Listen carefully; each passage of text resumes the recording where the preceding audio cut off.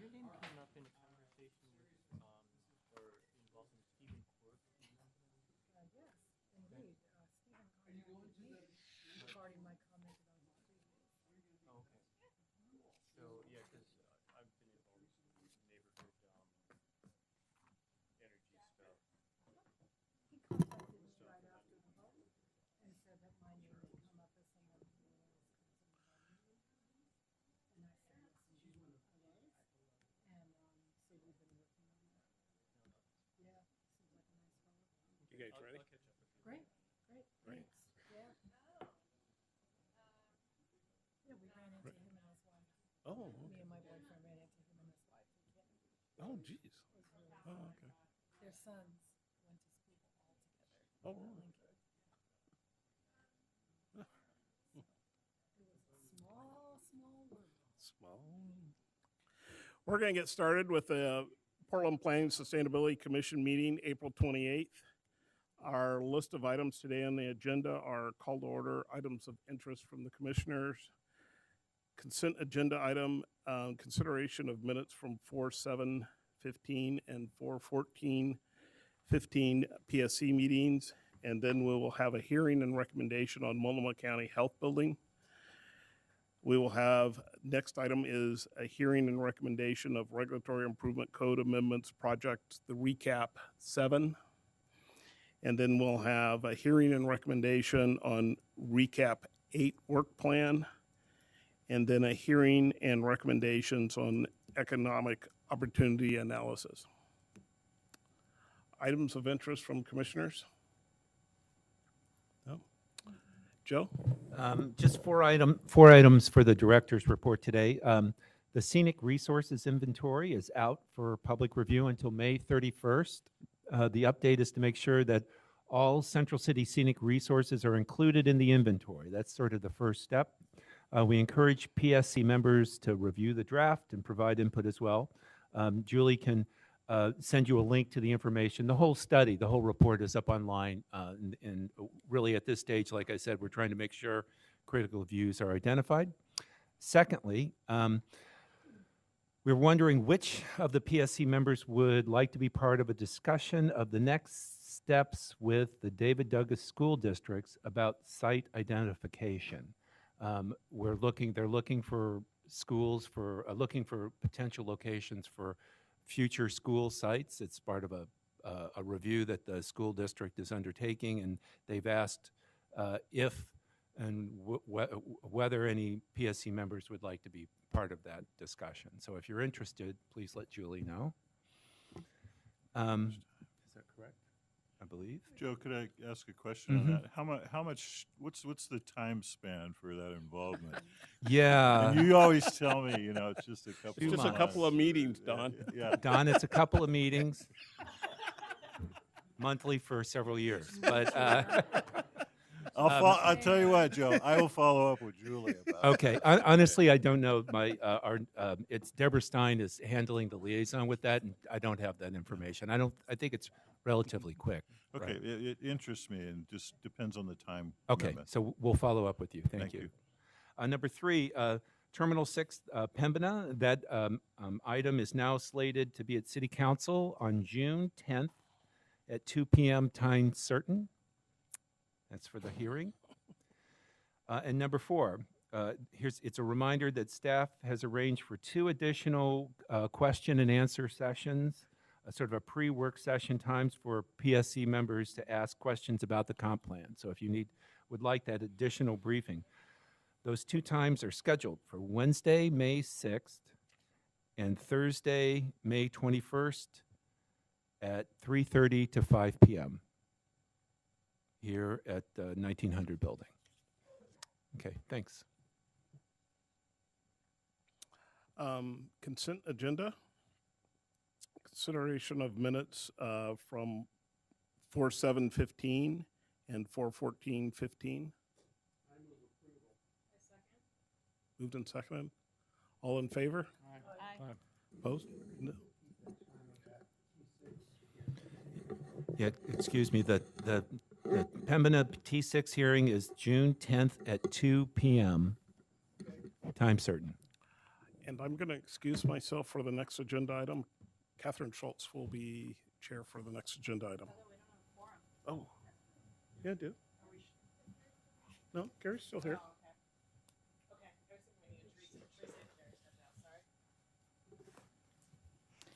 Okay, so we'll now open the hearing for Multnomah County Health Building Headquarters zoning map amendments. Nicholas, if you could introduce our guests and then make a brief presentation. Just real quickly, if anybody has testimony regarding this hearing, if you could fill out a card and hand it to Julie here, it'd be much appreciated. Madam Chair? Pardon? Oh, yes. I just want to state for the record that I worked for the health department for 29 years. I've not had a financial relationship with the department for a couple of years now, but still do occasional volunteer work and have contacts with some folks there professionally.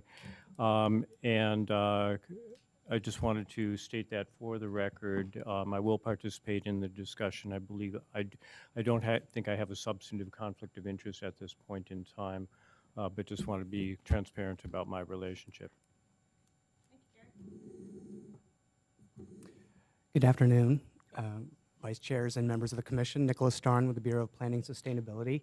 And with me today is County Chair Kafori's Chief of Staff, Nancy Bennett, and Doug Oblitz, who's the project consultant for the county on the Multnomah County Health Department Headquarters project, which we're here to discuss and hold a hearing for today. This project is a limited scope legislative project which would raise the heights on a single block in the Old Town Chinatown neighborhood of the Central City in order to accommodate the development of a new headquarters facility that would house the administrative functions of the county's health department.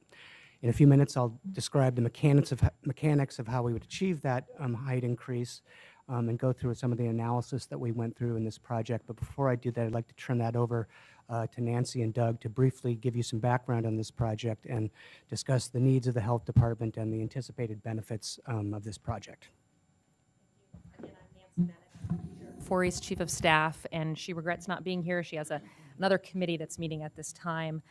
I think many of you know that the Multnomah County Health Department has a very big mission. It serves 748,000 county residents, and it's also the largest healthcare safety net provider in Oregon, with 33 primary care, school-based, dental, and specialty clinics. Development of this new health department headquarters is an extremely high priority for the county due to the urgent need to replace the existing facility, which is unsafe, it's undersized, it's just totally inefficient for our needs, and to meet the increasing demands that we have at our health department. Doug's going to get into some specifics, and I'm also here to answer any questions if you have them. Thanks. Thank you, Nancy. Good afternoon, members of the Commission. Doug Oblitz with Shields, Oblitz, Johnson. The proposed project for the Health Department is in an evolutionary stage. Some of you may be aware that the county has been working with partners on this project for some time, and it's in the process of evolving from a 6-story building to something somewhat larger in order to accommodate all of the program requirements for the Health Department and to achieve the goal of consolidating all of the administrative functions of the Health Department in one place. The site, which again I know many of you are very familiar with, is adjacent to Bud Clark Commons, and it has its challenges. It's less than half a block.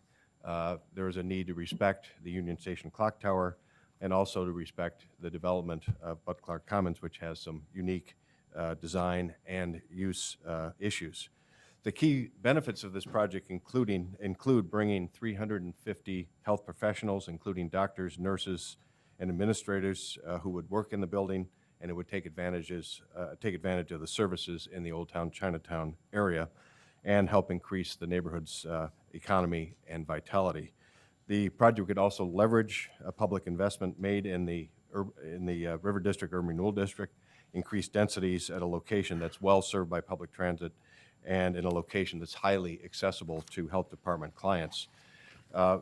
It also is a project that has received a lot of past scrutiny. There's been a stakeholder group involved in what I would call the early generation of the project. As part of this effort, we reached out to all of the key stakeholders, some of which you will hear from today, some others of which have submitted written testimony.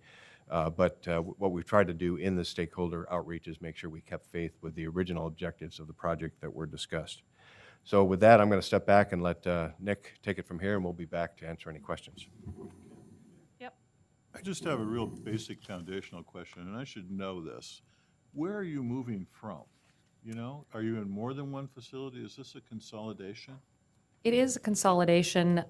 We are currently downtown, actually, you might want to come up and, the 4th and Link, or I forget what this exact street, but it's the Mead Building. No. Actually, Brent Toddy, I'm Yeah. with Multnomah County Facilities and Property Management. Our current location is at the McCoy Building. It's at the corner of 5th and Stark. And then the Health Department also has some administrative offices in the Lincoln Building, and this building would bring Where those that two is. together. Okay, But so it's primarily in consolidated. administrative functions in that building. Great, thank you. Any other questions? Howard, go ahead. It's too soon to ask about the interaction between Bud Clark's Common people and the Multnomah County building you're proposing? Interaction, physical back and forth? Sorry, I don't have a lot of the information on that, other than I'm confident that many of the residents of Bud Clark Commons likely use the health department for services. But as far as the back and forth, I don't have information on it. No, I don't think that it's necessarily going to be there to serve the residents of Bud Clark Commons. I mean, this has got specialty clinics, as I understand, which will be in this building. It's mostly administrative that we're going to have there. So, but I think it'll be compatible in the sense that our employees will be very supportive of the environment there, and, you know, very, I think, open and sympathetic to the residents of Bud Clark Commons. So I think we're very compatible, you know, with that. That's kind of, yeah. Seems great, yeah. Any other questions? If not, go ahead, Nicholas. Thank you. So the subject site, again, is Block U, bounded by Hoyt and Irving and Northwest 6th and Broadway. The proposed Multnomah County site is on the eastern side, and to the west is the recently developed Bud Clark Commons building. And as you can see, it's about 2 blocks away from the Union Station, which I'll talk about a little bit more in a minute. The site is currently zoned for CXD, and is currently limited to 6-to-1 maximum FAR, and is eligible for an additional 3-to-1 in FAR bonuses. The existing height map is shown on the left, and as you can see, the site is currently limited to 75 feet and is not eligible for height bonuses, which is indicated by this hatching area. The 75 feet is really not sufficient for the development on the site, which is about 17,500 feet, to either use all of its FAR or to accommodate the approximately 120 to 150,000 square feet of anticipated need in the new Multnomah County building. So the Bureau of Planning and Sustainability is proposing to amend the height and raise that height, maximum height on this proposed map to a maximum of 150 feet. Now, this would be accomplished by 2 changes to the zoning map. The first would be to increase the base height allowed in the site to 105 feet, so that's basically a by right level of height, and then make the site eligible for bonus height, which is extend this hatch area north on 1 block to cover that block. I'll talk more about this, but bonus height is basically earned through the use of bonus FAR or bonus or transfer of FAR. As you know, there's a number of different bonuses available in the Central City. As you probably also know, as part of the Central City 2035 project, we're in the process of reviewing all the Central City bonuses, and will likely eliminate some of those bonuses, and we've been given direction by the City Council to prioritize achieving affordable housing and historic preservation and open space. But that work is not complete, and so shown on the left there is the existing palette of bonuses and transfers that are available on the subject site. So through the use of one or more of these bonuses or transfers, the on the site, the county could earn up to a total of 45 feet of height, basically for each 1-to-1 of FAR they earn through a bonus or a transfer. They get an additional 15 feet, which allows them to use that FAR that they've earned.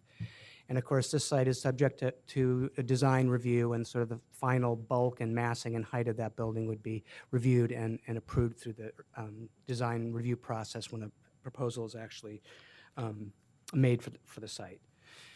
As I mentioned, the site is close to the Union Station Clock Tower. The Union Station Clock Tower is a identified scenic resources in the adopted scenic resource protection plan of the city, and has been reconfirmed in the draft scenic resources inventory that Joe mentioned earlier that we've done for the central city, and it continues to be an important wayfinding marker and an important icon in the central city. And so because of its proximity, the proximity to that landmark, we undertook an analysis to look at any potential impacts a taller building on the site would have to that scenic resource. We identified 4 key views of public views of the clock tower and analyzed the bulk and mass of a potential building on that site in relationship to those views. We basically found that those impacts are minor. None of the views are blocked and or partially blocked of the clock tower. So I'll just quickly walk you through some of the images we used in that analysis. This is the first view from 6th and Gleason. You can see the clock tower is clearly centered on the 6th Avenue center line, and the view is preserved, and there's adequate airspace around the clock tower. This is the view from the center of the steel bridge. You can see the obviously undesigned building mass over to the far left there of the clock tower. This is the view from the center of the Broadway Bridge. Here's the building mass here. This is arguably perhaps the most affected view, but it's still unobstructed, and the clock tower remains taller than the building could be built on the subject site. And then finally, this is from the old Thunderbird Motel site on the east bank of the river, and you can see the county project far to the left there. And then this just gives you a little more context showing the building mass in the center here in relationship to existing development, as well as existing building envelope entitlements, which include some rather large ones immediately to the south where buildings could be up to 350 feet. And here's the clock tower. So you still get a step down effect to the clock tower. Nicholas, are there any, back to that massing diagram, the blue buildings, are there any current proposals on those sites, or does this just illustrate max? That illustrates max. Okay, Yeah, thank and I'm not aware of any proposals. Okay. Max with bonuses? Or is that? Well, right the about the heights are max, and so it probably doesn't even equate to 6-to-1 FAR. And this slide just summarizes a number of the key stakeholders that planning staff and county staff have been working with over the past few months. You've received some testimony today, and there might be some written testimony, and there might be some additional oral testimony. I would say overall and in general, we've received quite a bit of support for this project. In some cases, it was qualified.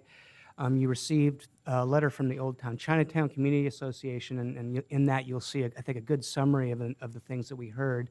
I would say the 3 biggest things that we heard were concerns about the precedent this might be setting, changing the height limits on a particular small site to accommodate one project, concerns about or the desire to mitigate for impacts due to construction on neighbors, particularly the Bud Clark Commons, which has a special population of users and clients, and then finally, some questions about which particular set of bonuses or transfers might be used and what public benefits might accrue from the use of those. I would direct your attention to that letter of support that we did get from the Old Town Chinatown neighborhood, and it does identify that that the county and the Old Town Chinatown Community Association have agreed to enter into good faith negotiations over the coming months and develop a good neighborhood agreement, which I think will go a long way towards addressing some of those concerns. So in conclusion, We asked today, the Bureau of Planning and Sustainability asked today that the Planning and Sustainability Commission recommend that the City Council adopt the draft staff report and amend the zoning code as shown in the report to increase the base height from 75 feet to 105 feet and make the site eligible for up to 45 feet of bonus height. And so with that, my presentation is concluded, and we'd be happy to take your questions. Are there any questions? Yeah, I have a couple. Yes, Karen.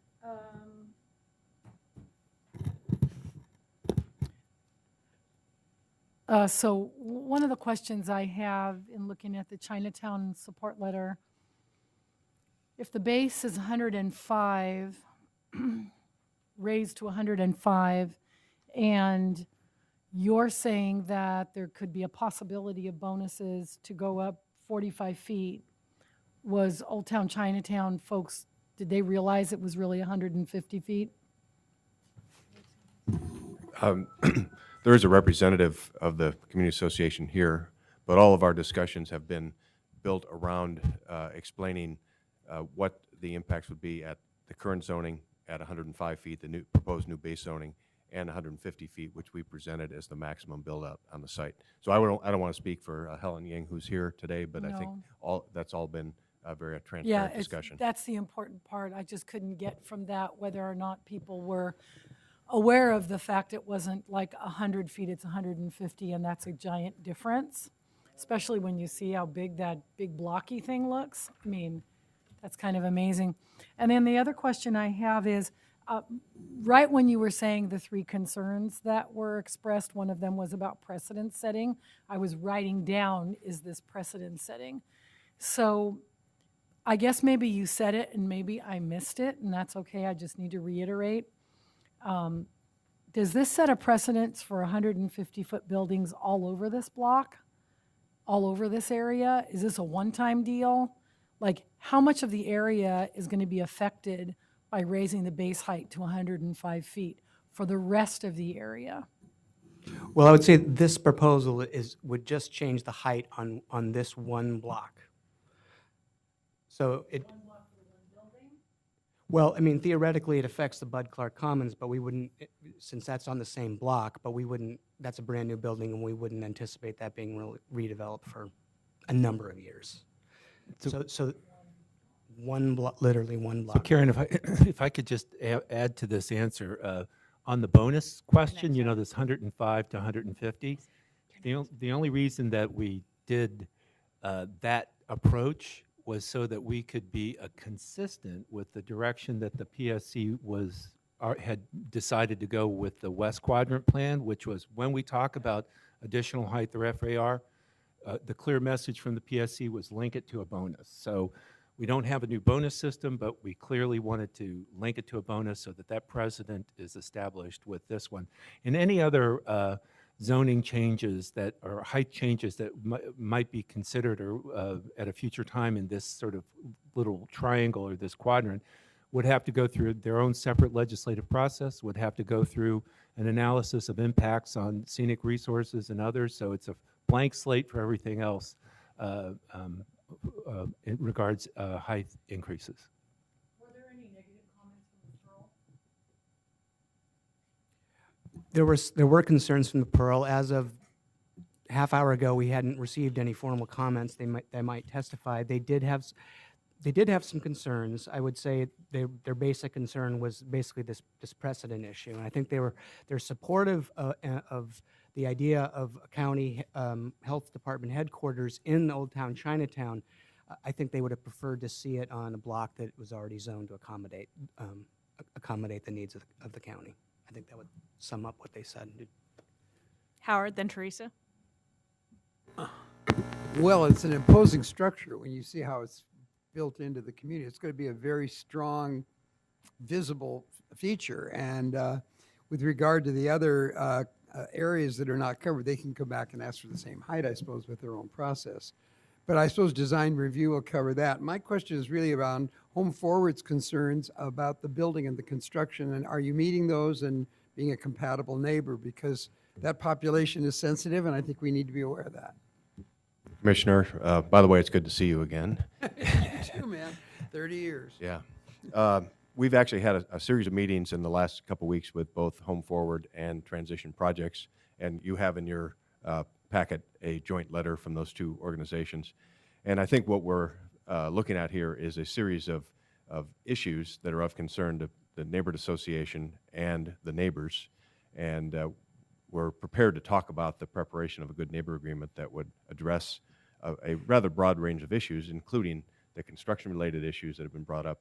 And we recognize the sensitivity of the population at Bud Clark Commons, and there are issues that just will have to be hammered out for the construction phase, but there are also other issues in terms of the design of the building. And I did want to take this opportunity to make it clear that that wasn't design, and we have a long ways to go. Yes. Right. So it's an envelope. So hopefully that won't be the design. I think we can do better than that. So, but I think we have some work to do, and we're committed. The county's team is committed to working with our neighbors and the community association to get those issues identified and then hammer them out as we get into the detail of this design. And we do have to back up a little bit. We have a design. We're halfway through design development, and we're going to have to pull back once we know what our new base zoning is, and then start the design process again and then re-engage the community, which we're committed to do. But just as a quick add-on to that, Home Forward is actually a project of Multnomah County as well. So it's a very compatible relationship, I would think, between Bud Clark issue and your proposed building. Thank you. Well, and I'd like to add, I think that people have been very enthusiastic about having our health department there. We're sort of uniquely positioned to be a neighbor there, so. So if I read this correctly, the land is going to be a trade with or whatever is owned by the Housing Bureau right now. So my only concern would be impact on affordable housing and land resources for that. So was there some discussion about that? There has been a discussion at a couple of different levels. Obviously, we have other public partners, the Housing Bureau and PDC as a funding entity are also involved in this, and affordable housing comes up.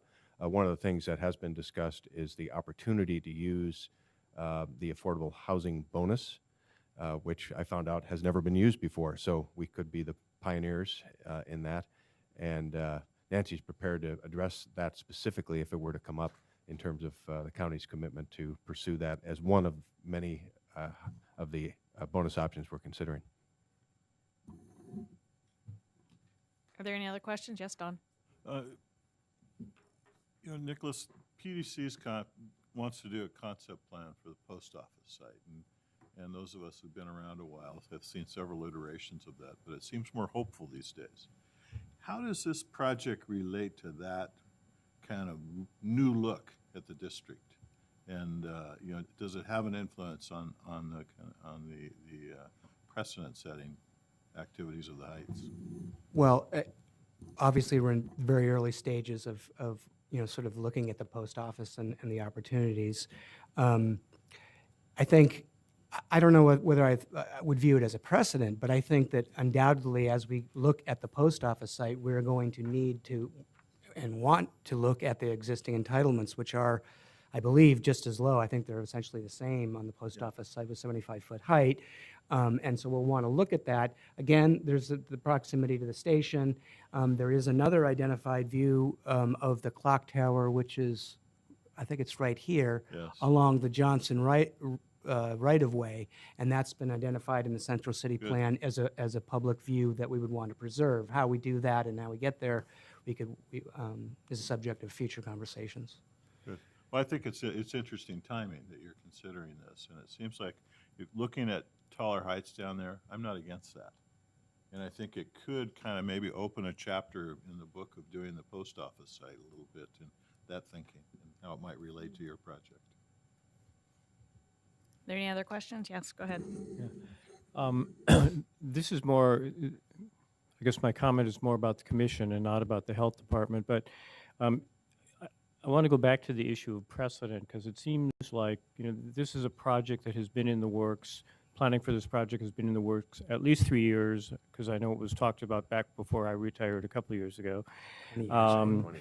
And now what's on the table is I guess a reassessment of the needs of the developer in effect, and that requires a height change. And so I'm just wondering about the precedent that sets for other properties in the neighborhood. And the precedent it really sets for us as a body in terms of what becomes a compelling argument to make a legislative change to the zoning map and to the zoning, the heights and other issues. So I don't know who might have an answer for that, but it might be a Joe. This is not typically the way we like to consider height changes and development entitlement changes like this is in an area plan. So you're looking at sort of more context, but it's not illegal. It's not unnecessary. It's a legislative process is a big lift. It's not, we have in the central city, the way we have our plan constructed, you can't get a variance on height. You can't get an adjustment on height. Out in the neighborhoods, you can within parameters, but in the central city, you can't because of just the way we constructed the code. And even as we're writing the new central city plan, we're not 100%, we believe that that's we're sort of honoring the conservative nature of that approach, but a lot of places allow some level of flexibility. This is a major change. I think it's best considered as in a legislative process. It won't be the last one, I bet, over the decades to come to the future when we're implementing the plan. So following up on that, we just did the West Quadrant plan, which would have been a great context to look at this in. Why couldn't this have been teed up in time for us to review it in that context? And maybe I could just sort of try to answer both those questions, which is to say the Chair Kafori was elected last year, came into office, and sort of inherited this project, had sort of already been underway, I think, in sort of the planning and somewhat design phase, I think, and just kind of as costs were going up and looking at the needs and sort of realizing we couldn't really get everything into this one building and we'd end up having to sort of continue placing other services in other parts of the community. It just didn't make a lot of sense to her, and I think that's why she said, let's take a step back and really look at could we fit it all here. So I think that just it's the kind of thing that had she been in office long, maybe we wouldn't have been at this point, I think, if circumstances had been different. So I think it's just sort of trying to make the best decisions for the taxpayer dollar that she can, and I think that's really what drove her to take a step back on this project. Yes, go ahead, Joe. Yeah, if I could just add, the thing that motivated staff to take a look at this was the consistency, of creating this major source of employment proximate to Old Town Chinatown, and how that's consistent with what we've been trying to accomplish in Old Town Chinatown, that's sort of bringing other kind of uses there to enrich in the mix. So that was consistent. But tentatively so, based on a transparent sort of consultation with all the different community groups, and then our consideration of the view impacts. So that's the case. But that's why, in particular, we took what is sort of an extraordinary move to look at one property, but it's not unprecedented, and I'm sure you will happen again. Okay, and Joe, you said this is not illegal. Right. This does not appear to be contentious with the neighbors, so probably nobody's going to take this to LUBA, but if it were contentious, I would assume somebody would go to LUBA on the assumption that it's spot zoning. So why is this not spot zoning? That's, I'm not a land use lawyer, but that's no longer sort of the law of the land, that spot zones are inherently illegal. That was the case law in the past, but it's not so true anymore. So we've actually consulted with the city attorney who made that clear to us that through a lot of discretion is given to localities when they undertake a legislative change like this because of the amount of process that it has to go through. It's going to go through this commission, through a public hearing, and vetted based on the comprehensive plan and state findings, and that's a big lift. And then it goes through a city council hearing in the same way. So that's not, in the past, that might have been considered questionable because of the benefit of a legislative action for a single property, but that's not the way the case law is anymore. Joe, I would also add, the fact that this is being appended to an area that allows 350-foot heights or 300 makes it less spotty. you know, so it's kind of approximate to buildings that can be of the same size. If it was an island floating, you know, 3 or 4 blocks away from that 300-foot height, you know, it'd be a more acute issue, I think. So I'm going to stop the questions right now. We have a tight agenda. We've got 2 individuals that would like to testify. We can always call them back up for questions afterwards. So if there's anybody who would like to testify, please fill out a form. They're in the back of the room, and bring them up to Julie. I'd like to call up George Devendorf and Helen Ying. If you could keep your testimony to 2 minutes, I'd appreciate it. Over here.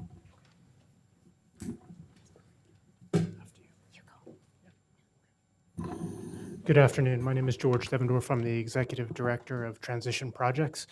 And thank you to the Commission for allowing us to speak today. I'm here to express our support for this project.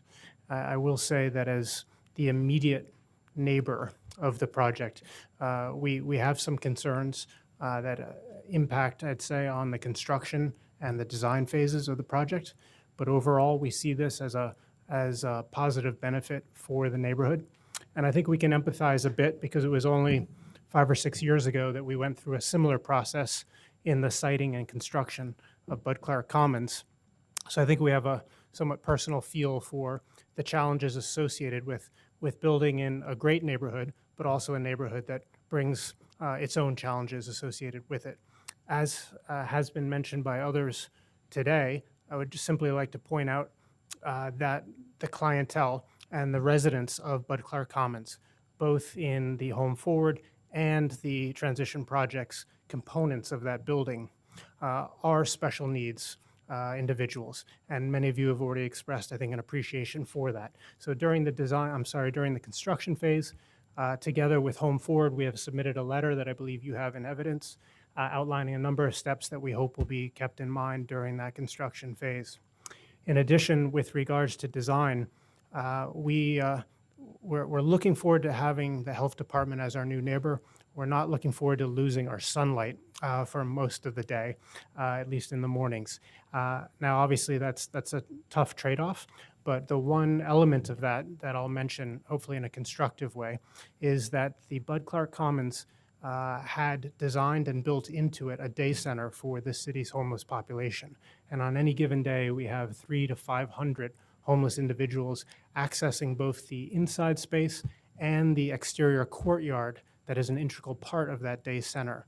And that courtyard abuts the portion of the lot that this project would fill.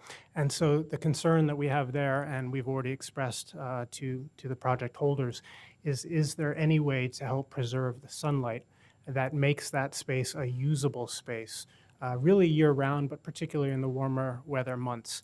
And we're not sure what that might look like, but we've put forward that request, and we look forward to working creatively with the project holders to see what might be done for that courtyard and a slightly smaller courtyard next to it that serves the men's shelter in the ground Thank you, floor George. of Bud Clark Commons. Thank you.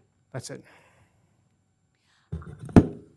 I'm Helen Ying, Old Town Chinatown Community Association Chair, and I'm coming before you today as it shows in our letter. It shows in our letter that we are in support of the county's proposal, but then we do have some conditions that as outlined in the letter, and we have already communicated those conditions that we are concerned about to the county, and the county has responded that they will work with us to address them.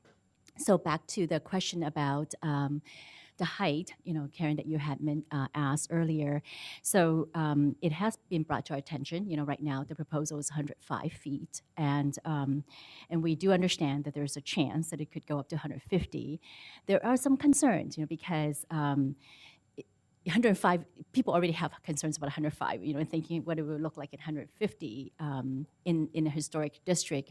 It is a big concern. And so we're going, can we do that? Can we ask them not to do that, not to go up to 150? So, obviously the district, the neighborhood would rather for the county to keep it as minimal height as possible. And The other thing too is that there are some other issues besides the conditions that we would hope that the Bureau of Planning Sustainability, PDC, and also the Planning Commission would pay attention to as this project moves forward, along with other things that happens in this neighborhood. One is the parking issue.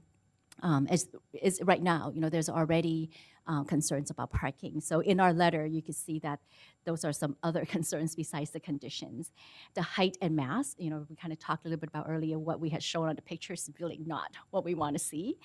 And then also the additional social services in the neighborhood is one of the things that we want to ensure, the city pays attention to, because Old Town Chinatown, as you know, already have a great concentration of social services. And there has been, a lot of discussion about sharing the wealth or sharing, the services with other parts of the city. So with that, I just like to, close to say that, we're in support with the county's request, and we look forward to, for this work. The reason why we want to support it is because we see Old Town Chinatown is at the cusp of revitalization, bringing more life to the neighborhood. So we look forward to that. Great. Thank you, Nancy. Any comments or questions?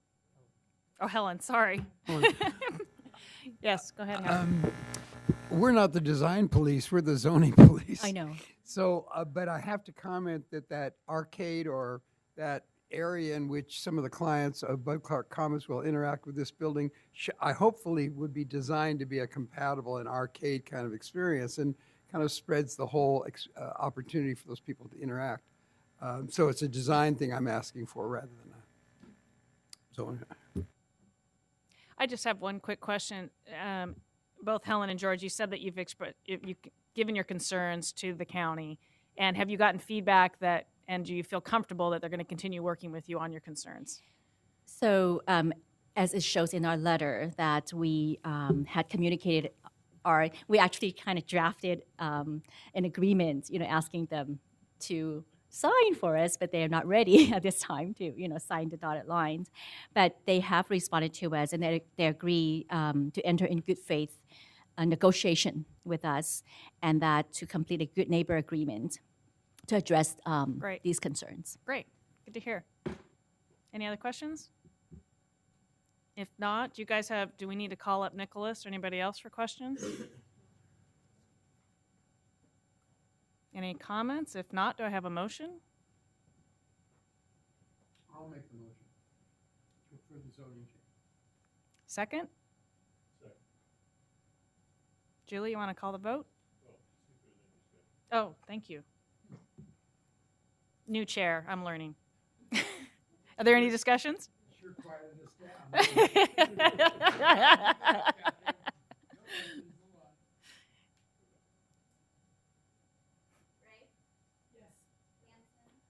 Yes. Yes. Yes. Yes. Yes.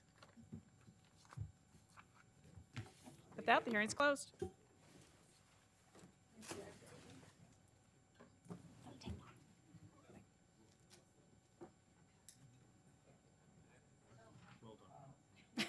I'm learning. I'll stumble a little bit here, but I'll eventually get it.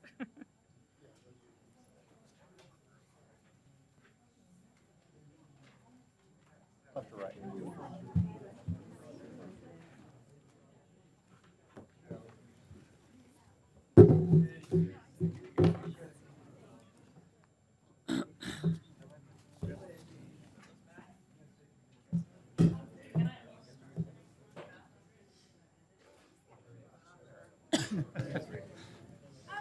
Business.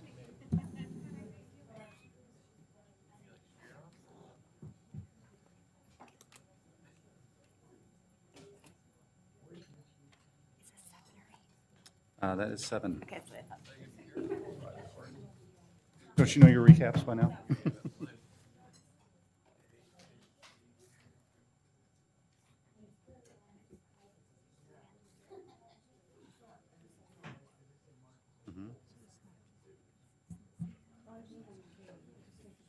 Well, we ran a little over there, Andre. You I can make noticed. up the time. I know. I was like, Wow, what the heck's going on in there? Mistakes. If it makes you feel any better, I held all my questions just to get it over. They're moving on. Let's put it that way. Okay, Not getting good. it over. Just keep moving. All right. Regulatory Improvement Code Amendment Project Recap 7. Thank you, Andre. Welcome back. So I'm Morgan Tracy. I'm the, yeah, we're up to 7. I'm the project manager for Recap 7, and there's no end in sight. With me is my trusted colleague, Kristen Cooper. She's a senior planner with the Bureau of Development Services. This is a public hearing for Recap 7 proposal. We will be asking the commission to make a recommendation for City Council. There are a couple housekeeping measures I want to cover before we get going here. For ease of following along, we've got this handy 2-page summary that I hope you have in front of you. It's just a lot easier to wave around than a 350-page book. You also received a memo dated April 28th, the substance of which I will be going over in a few minutes later in the presentation, but I just wanted to call that to your attention. So typically, with these recaps, I generally begin with describing the purpose and the scope of the recap along with the work plan selection process. But you're going to be hearing that same presentation in a few minutes when we talk about Recap 8. So rather than cover that twice, we'll just defer that and move on to Recap 7, the work and its proposals. But if you do have questions, please feel free to ask. To start, I wanted to note our public outreach efforts. The public discussion draft was published January 5th, and it provided a 7-week public review period. We sent notice to over 700 people. We've met with many organizations and individuals during that time. The proposed draft was published about a month ago, and we've continued to meet with interested parties up to and including last night. Generally, we haven't heard any specific concerns. People are generally anxious of the leftovers of Recap 6, the short-term rental discussion that sort of took over that conversation. There's nothing like that in this package, so it's sort of, there's not a whole lot to really get people worked up about, which is fine. So if you look at that 2-page summary, you'll see the Recap 7 covers 47 items in 3 areas of amendments. We have 4 minor policy items on the upper part of the first page, 38 clarification items which span 2 pages, and 5 items where we're not proposing any amendments. So what do we mean when we're talking about minor policy changes? Well, these are items that modify existing policy, but they're not creating new policy. They may represent a change from the original intent, but they are still consistent with the intended outcome. And these minor policy changes can be initiated to react to state or federal legislation, address evolving needs of the community, or respond to innovations in development practices or technology. So for the next few slides, Kristen's going to start off by explaining what the issues were that we were trying to address, and I will follow up by describing the proposals in the Recap 7 document, sort of a point-counterpoint presentation here. So the first item is minor changes to approved design review. Large-scale development, such as a new building downtown, is reviewed through a Type 3 design review with a hearing before the Design Commission. Sometimes after a building is approved, minor changes are required once engineering is completed, tenants are secured, and materials are sourced. The code currently requires these changes to go back through the same review procedure and a Design Commission hearing, even if the scope would usually just require a staff review. So the proposed amendment would allow for minor alterations to the approved design to be reviewed at a staff level. Appeals of those decisions would go back to the Design Commission. Projects would have to meet 4 qualifiers to be able to fit into that lower level of review. First, the approval is still valid. Second, the building is not finished yet. Third, the specific conditions of approval cannot be changed through that type of review. And fourth, the overall change to the project cost is not more than or less than 15% of the original project value. The second item has to do with pre-application conferences. Pre-application conferences are required for all Type 3 land use reviews. They allow applicants to present their proposal and planners and infrastructure bureaus representatives to outline application requirements such as traffic studies and stormwater infiltration reports. They're often the applicant's first opportunity to get site-specific public works requirements locked in and incorporate these requirements into their proposal. The current code requires the conference to take place before a subdivision application can be submitted, but it allows other land use review applications to be submitted at the same time as the request for the pre-application conference and prior to the conference being held. So the proposed amendment will consistently require that for land use cases where a pre-application conference is required, the conference must be held before submitting the land use application. So it'll be consistent for all types of land use Can I reviews interrupt with that? that require Hey, pre-app. Morgan, can I interrupt with a quick question about that? Is this in reference to just type 3 Yeah, application? it's type 3 land use Not type applications. 2, type 3 major projects, land use action. Yeah, so there are some cases where someone may opt and choose to do a pre-application before they submit an application. With the type 2, for example, Sure. they could opt to do that. But this particular requirement is only applicable when a pre-app is required. So the procedure for a type 3 case will require the pre-app be held before you submit your land use application. Now, currently, can you do the pre-app after an application is submitted? I've never done that, but is it allowed the way it's written now? Is that right? The way it's written now, you have to request the pre-application conference at the same time you're making the application, unless you're doing a land division, a type 3 land division Yeah. case. Yeah, because typically your pre-app notes have to be included in the application. Yeah, and that's sort of one of the issues this is attempting to address is that one of the completeness items is your pre-app notes. And so if you have a pre-app conference that's held after your land use application is submitted, you get into this sort of convoluted time schedule. It And, could come in during completeness check, but it's better if it's up front. right, and then there are other issues. I think that the premise behind this change is to get applications in a more approvable state and sort of enhance their ability to successfully get an approval. So if you end up getting partially through your review and you've already drafted your concept, your application, and then find out there are significant changes required, then you have to sort of back up Yeah, and either whoops. start over or, sort of Yeah. rethink your approach. Okay, so this sets the sequence correctly for type 3 applications. Right. Okay, thanks. Howard? Well, you answered the question. I got lost in the syntax. What does this improve? How does it get better? It makes it consistent across all of the type 3 reviews so that in all cases, the conference has to take place. And so you have the information you need to put together a complete application before you make your application. That sounds good. And as you go forward, could you answer my question? This makes it better because. Okay, I'll do that. And I'll- that really would help me understand the whole process. Thank you. Catherine? So is this required before a DAR land use application or just the actual design review application? Just before the actual land use application, not a DAR. Perfect. Good answer. And this makes it better because, And that's better. And the next item has to do with terminology for measuring limited uses. The zoning code uses the term floor area to regulate the bulk of buildings. It currently also uses that term to limit what's going on inside a building, but does not work as well for that. As you can see on the figure on the left, active building areas and limited uses below grade are not counted toward floor area, and other parts of the building that do not contribute directly to the impacts of a use, such as above-grade structured parking, are counted toward floor area. so these amendments will use the term net building area, which is it's better described in that illustration on the right, to measure limited uses as this term measures area below and above grade and excludes areas for parking. And this is better because in certain types of zones where you have limitations on particular uses, like in an industrial zone, you may have a 3,000 square foot limit on retail uses to minimize the impacts of that discongruous use in an industrial zone. In situations where we use floor area, if the retail use were established below grade in a basement level, for example, it's not limited to any size except the size of the basement. So it's not an accurate way to account for the size and limitation of that use.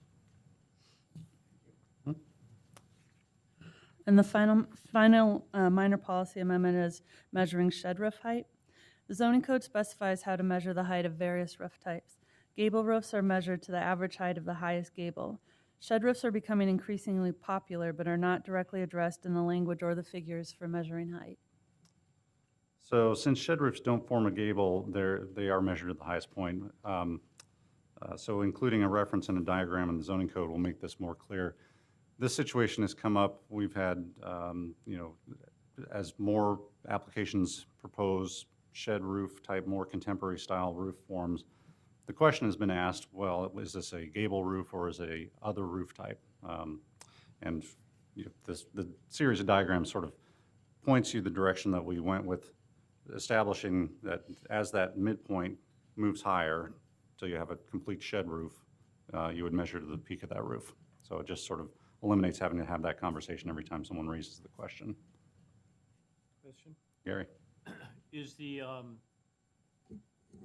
same, are both gable roofs and shed roofs then measured at the peak? No, so gable roof, the figure on the far left is how the zoning code measures gable roof. So it's measured at the midpoint between the peak and the low point. But the shed is? The shed is measured to the highest point. What's the rationale for that? Okay, so if you look at, there's a couple different angles you can take. One is that the way the zoning code describes a gable roof, the way you measure a gable roof is to the midpoint of the gable. A shed roof doesn't have a gable. It only forms a plane, gable being an offset of an angle. So that's one avenue. And if you look at what the zoning code says about gabled roofs, it wouldn't apply to a shed roof. The other is, if you look at this sort of movement from, on the far left you have a equally set gable. You'd measure to the midpoint of that gable. When that peak gets a little offset and the wall gets a little taller on one side, that midpoint reference is climbing up higher and higher until that offset is completely gone. So that midpoint keeps moving higher.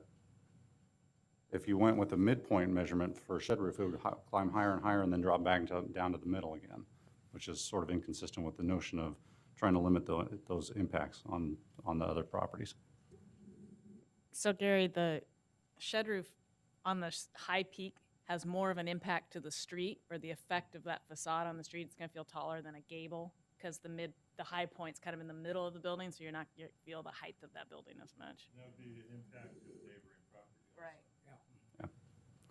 Yeah, I guess the way to think about it also is the height measurement is established as a peak measurement, and then generally there was an exception provided to encourage gable type roof forms to allow for that sort of more traditional type style roof. So going back to the two-page summary, you'll see 38 clarification items. These amendments resolve technical errors, make code language more consistent, or clarify regulations to ensure the outcome is consistent with the original policy intent. Now, I'm not planning to talk about all 38 of those items unless the commission has specific questions about any one of them or several, but there is one I did want to address because it's relevant to the memo that you have in front of you. So this is a map showing the scenic overlay zone, scenic corridors specifically. So the scenic overlay zone is established at important viewpoints and along scenic corridors. Those areas in blue, which is a little hard to distinguish, but they're scenic corridors on streets like Skyline Boulevard, Multnomah, along the Willamette Bluff and Selwood. The purpose of those corridors is to preserve the scenic character with additional landscaping and tree preservation requirements. The memo you have before you describes some additional revisions and clarifications to the amendments that were included in Recap 7. So items number 35 and 36 relate to amendments that clarify the size of trees subject to a review procedure versus replanting standards.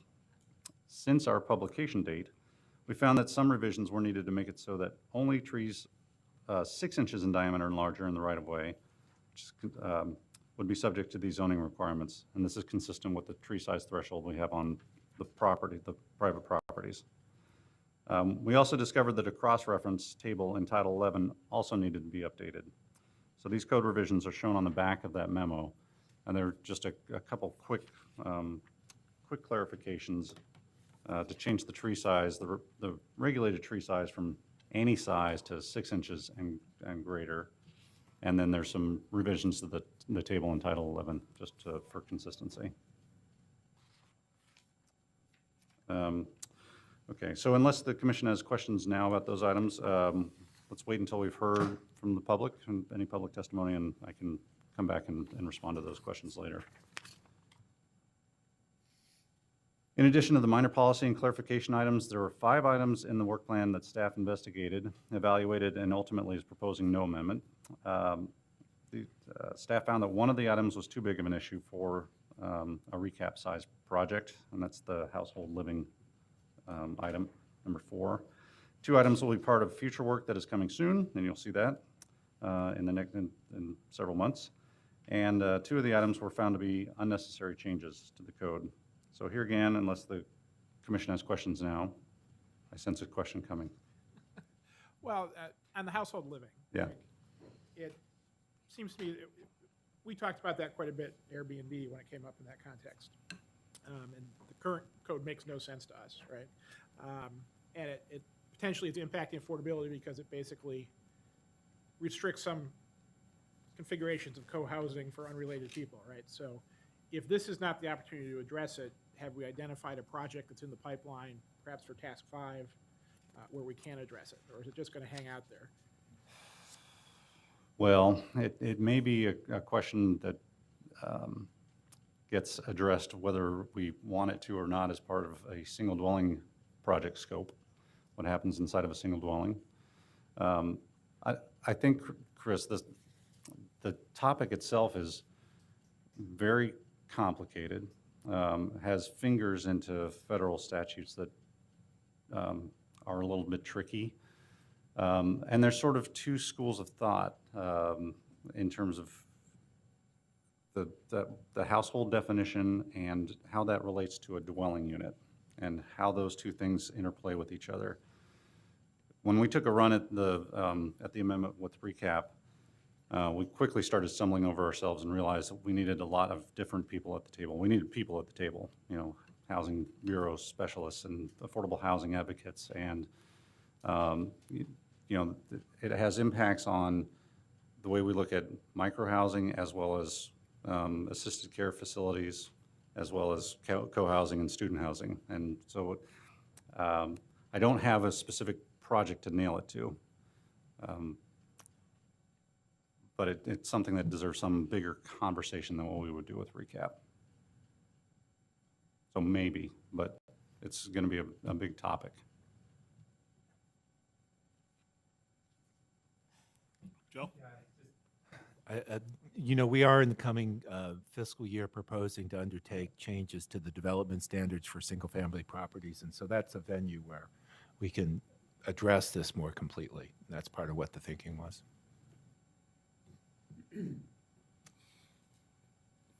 All right. So staff is recommending that the commission amend the proposal to reflect the changes to the scenic corridor regulations as shown in the April 28th memo. Recommend that City Council adopt Recap 7 and amend the zoning code as shown in the draft as amended. And we can come back for any questions the commission may have. Great. Any other questions? Great. Now, if people wish to testify, Julie, again, if you wish to testify, please fill out a testimony card and give it to Julie for this item or the other 2 items, Recap 8 or the economic opportunity analysis. And we have 3. James Valdez, Randy Feldhaus, and Katie Martin.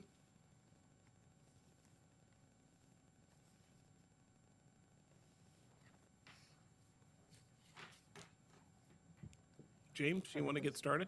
Yes, thank you, Commissioners. My name is James Valdez, and I represent a nonprofit organization called Northwest Sustainable Energy for Economic Development. We're a regional organization that are primarily dedicated towards increasing the options for community-scale renewable development. And just as a little bit of introduction, we've also been involved with the City of Portland over the last few years in an initiative called the Northwest Solar Communities, which is a region-wide effort to reduce what's generally considered the soft costs of solar, the non-hardware costs, including permitting time, including permitting costs, and kind of reducing some of these barriers that aren't related to the equipment itself.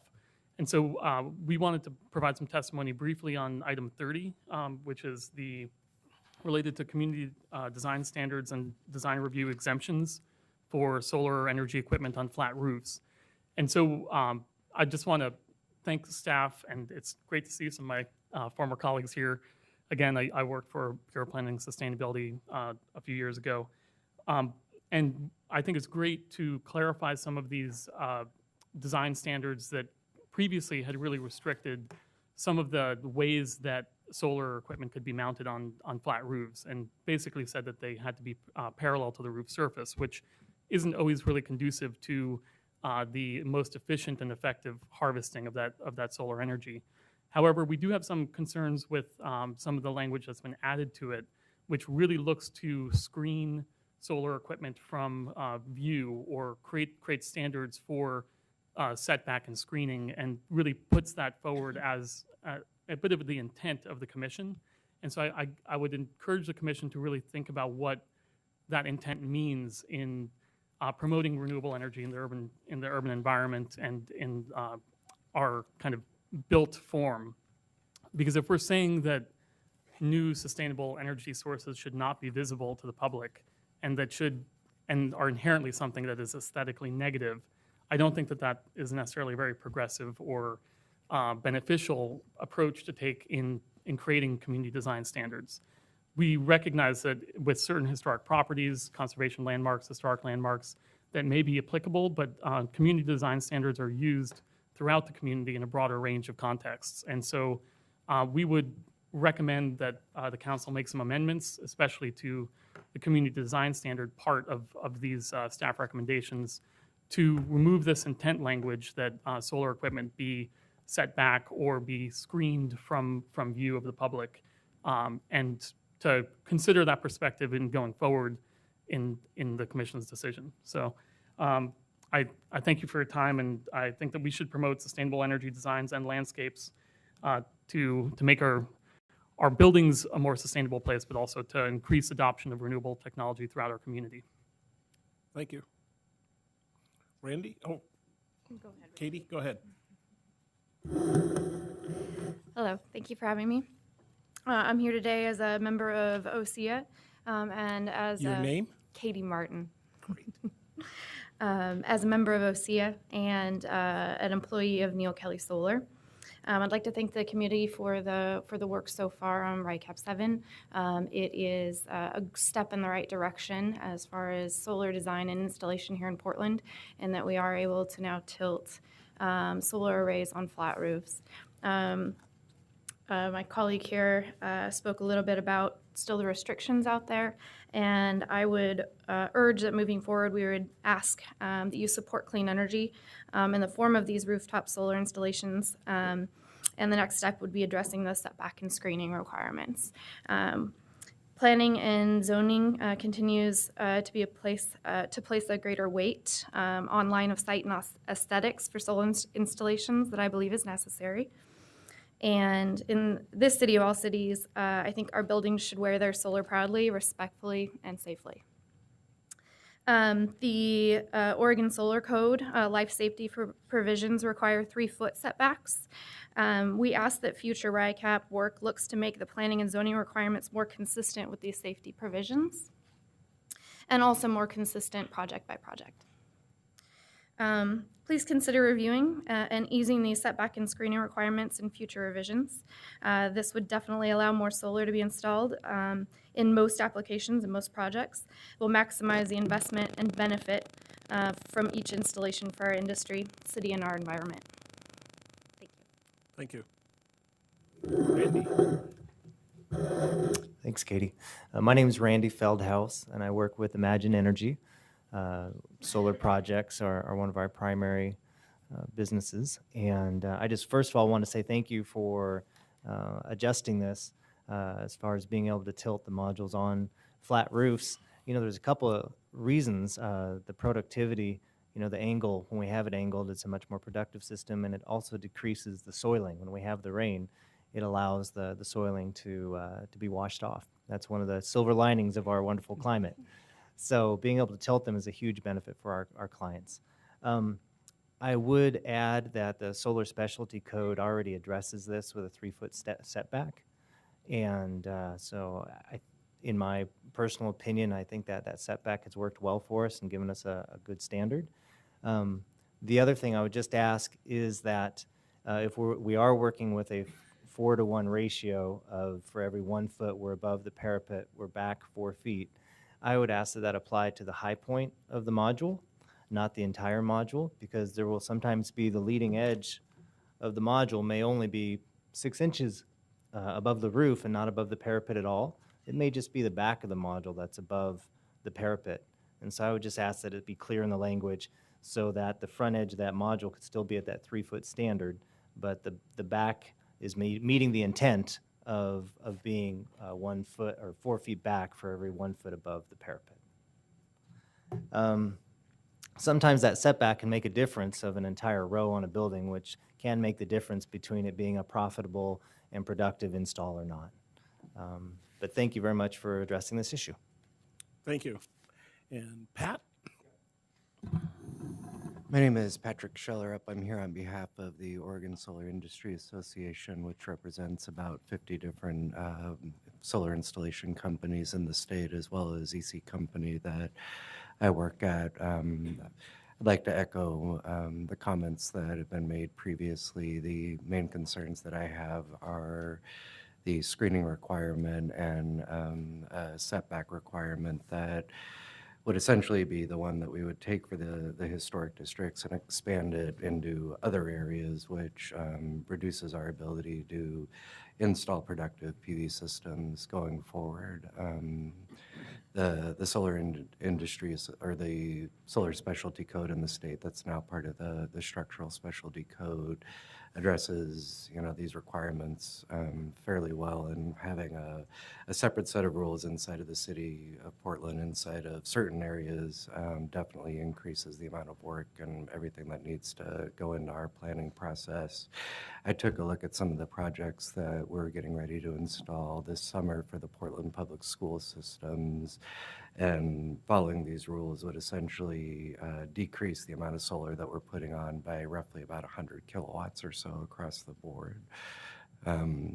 We do think that this is a much better rule than the one that we had previously, but we would hope that you guys would consider matching the setback that's essentially in the other code provisions that are statewide that we have to follow anyway for these sort of installations.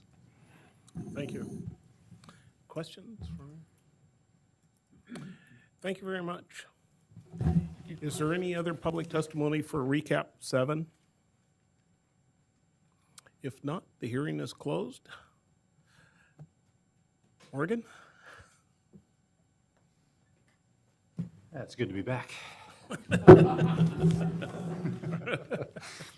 So, questions? Teresa?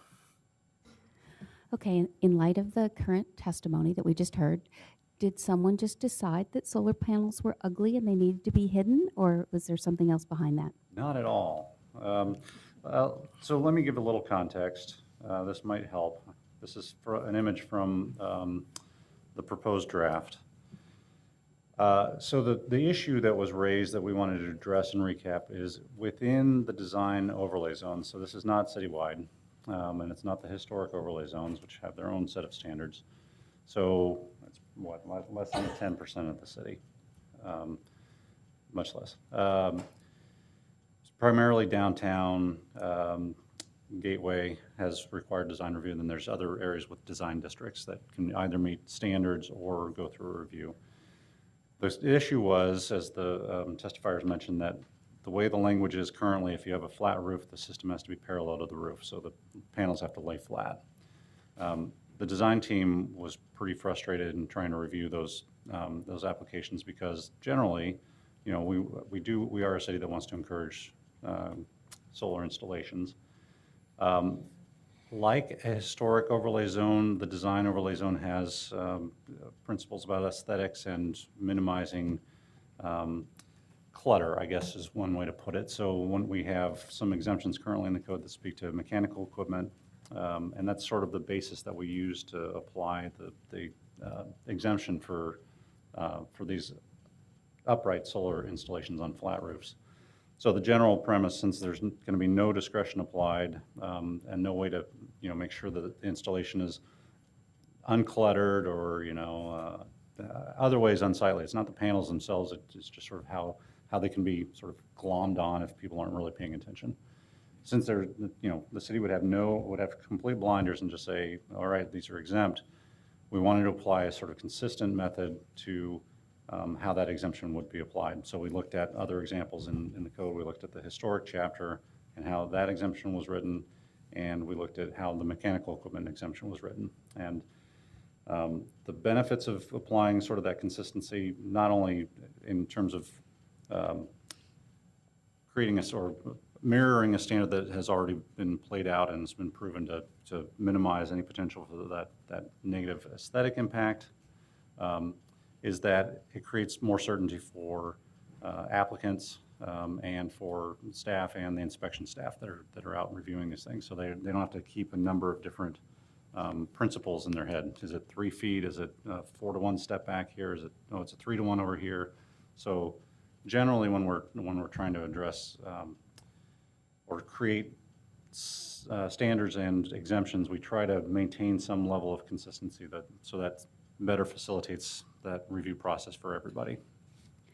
But it did sound like this level of consistency had some conflicts with the current code and maybe some functional impacts, i.e. not being able to put that extra row or whatever in. So yeah, not so much with the current code. I mean, the code has got its own problem. Whatever solar code thing they talked about. Oh, I got you, yeah. So one way to think about this, I think if you look at the illustration, there was one comment that was made about the portion of the system that projected above the parapet and applying the setback just to that portion. If you look on the left-hand side, that's how that would be applied. We would look at the portion of the unit that is up above a parapet or up above the roof, and just for that portion, it would have to be stepped back that distance for each foot of height. So it's sort of this pyramidal step back kind of thing. So if you're mirroring the pyramid, you're good. If you flip it to the other side, where the system is running the other direction, that obviously is going to have a little more of a conflict. We also looked at how this would play out on, and this is a very generic, obviously, example, a full city block, like a downtown block of 200 by 200, and what that does in terms of impacts to the available roof space. So, if you look at a 3-to-1 step back versus a 4-foot to 1-foot step back, you're talking about a difference of about 3,000 square feet of roof area. That's not exactly what the testifiers were requesting, though. They were seeking something that was a 3-foot static setback around the perimeter of the roof edge, just one distance. So it's not related to the height. So the reason for, in the 3-foot is state code, is that correct? It's life safety code. It's a building code sort of thing. Okay. So it's make maintenance and building access around it. So if you think about a fire, being able to get up and walk around the parapet without having to trip over solar panels. So that would apply citywide. Yeah. And this additional step back would only be in design zones. Right. And there are a lot of design review and guidelines that conflict with or may not align exactly with fire life safety codes. I mean, that's just very typical and common with what we deal with. But that perimeter pathway, that's a good safety. No, absolutely. But the fact that then that design code or design guideline code kind of pushes it even further back, there's often codes that become more restrictive than the next layer of code. That's very common in all of the codes. And this is becoming more restrictive. It's only restrictive in the design overlay, but on out of design overlay areas, they would just be able to set back the 3 feet, correct? That is absolutely correct. Okay. And what were the examples again of this small area? The design area? I think that was Central City, downtown Gateway, out by. two way different things. Very different, but those are the two areas that are mandatory design review. And then there's certain plan districts. There's somewhere you could use community design standards also, Hillsdale Hollywood. or Hollywood. Catherine, you had a question? I would just say, personally, I'm in support of the way you've written it. Having sat on the design commission, we spent a lot of time on commission thinking about what I would say is the fifth elevation, and this is part of the fifth elevation. And I'm not against the look of a solar panel, but the back of a solar panel looks like any other equipment that gets put on a roof, and there's a reason we try to kind of inset all that equipment, because it's not gorgeous to look at. And so this just kind of alleviates that and cleans that up and keeps it kind of out of that line of sight if you're looking up at a building. Karen? I would just say, maybe a key issue for me is the fact that you pointed out that this isn't the whole city. It appears to me that you've chosen certain areas to say that these have design standards and design review standards that require this kind of aesthetic be maintained consistently. I'm trying to understand what this is all about. So like in my house in Park Rose, we have all solar panels on our roof. And it's just been great and it looks great, but it's actually flat to the roof. And it's in a neighborhood and it's, I think even the panels are attractive, but they're not sitting up, they're laying flat. So just in thinking, you know, we all try to find a context for this conversation. It's not everywhere. There are certain places that you're saying you want to have this kind of, like Catherine was pointing out, these certain aesthetics to these areas where you're not looking at the back end of a mechanical something. Is that correct? Yeah, And you want some consistency around this? Yeah, I apologize. I didn't include a map of the design overlay areas. That would be helpful, to be honest. But they are very limited in scope and predominantly, well, I guess the other sort of counter to the conversation is if you can't meet or you desire not to meet that step back, you always have the avenue of going through a design review to request something different. You can just, And this is just buildings with flat roofs, This is right? just flat So roofs. I don't know, Karen, if your house has a sloping roof, but this not very, doesn't have. it's not flat, but it's not very slopey. Yeah. So it's just flat roofs, and it's also making the code a lot more permissive than it currently is, because currently the whole system has to be parallel to the roof, and this allows it to be set at an angle. Other questions about recap 7? No. Is there a motion?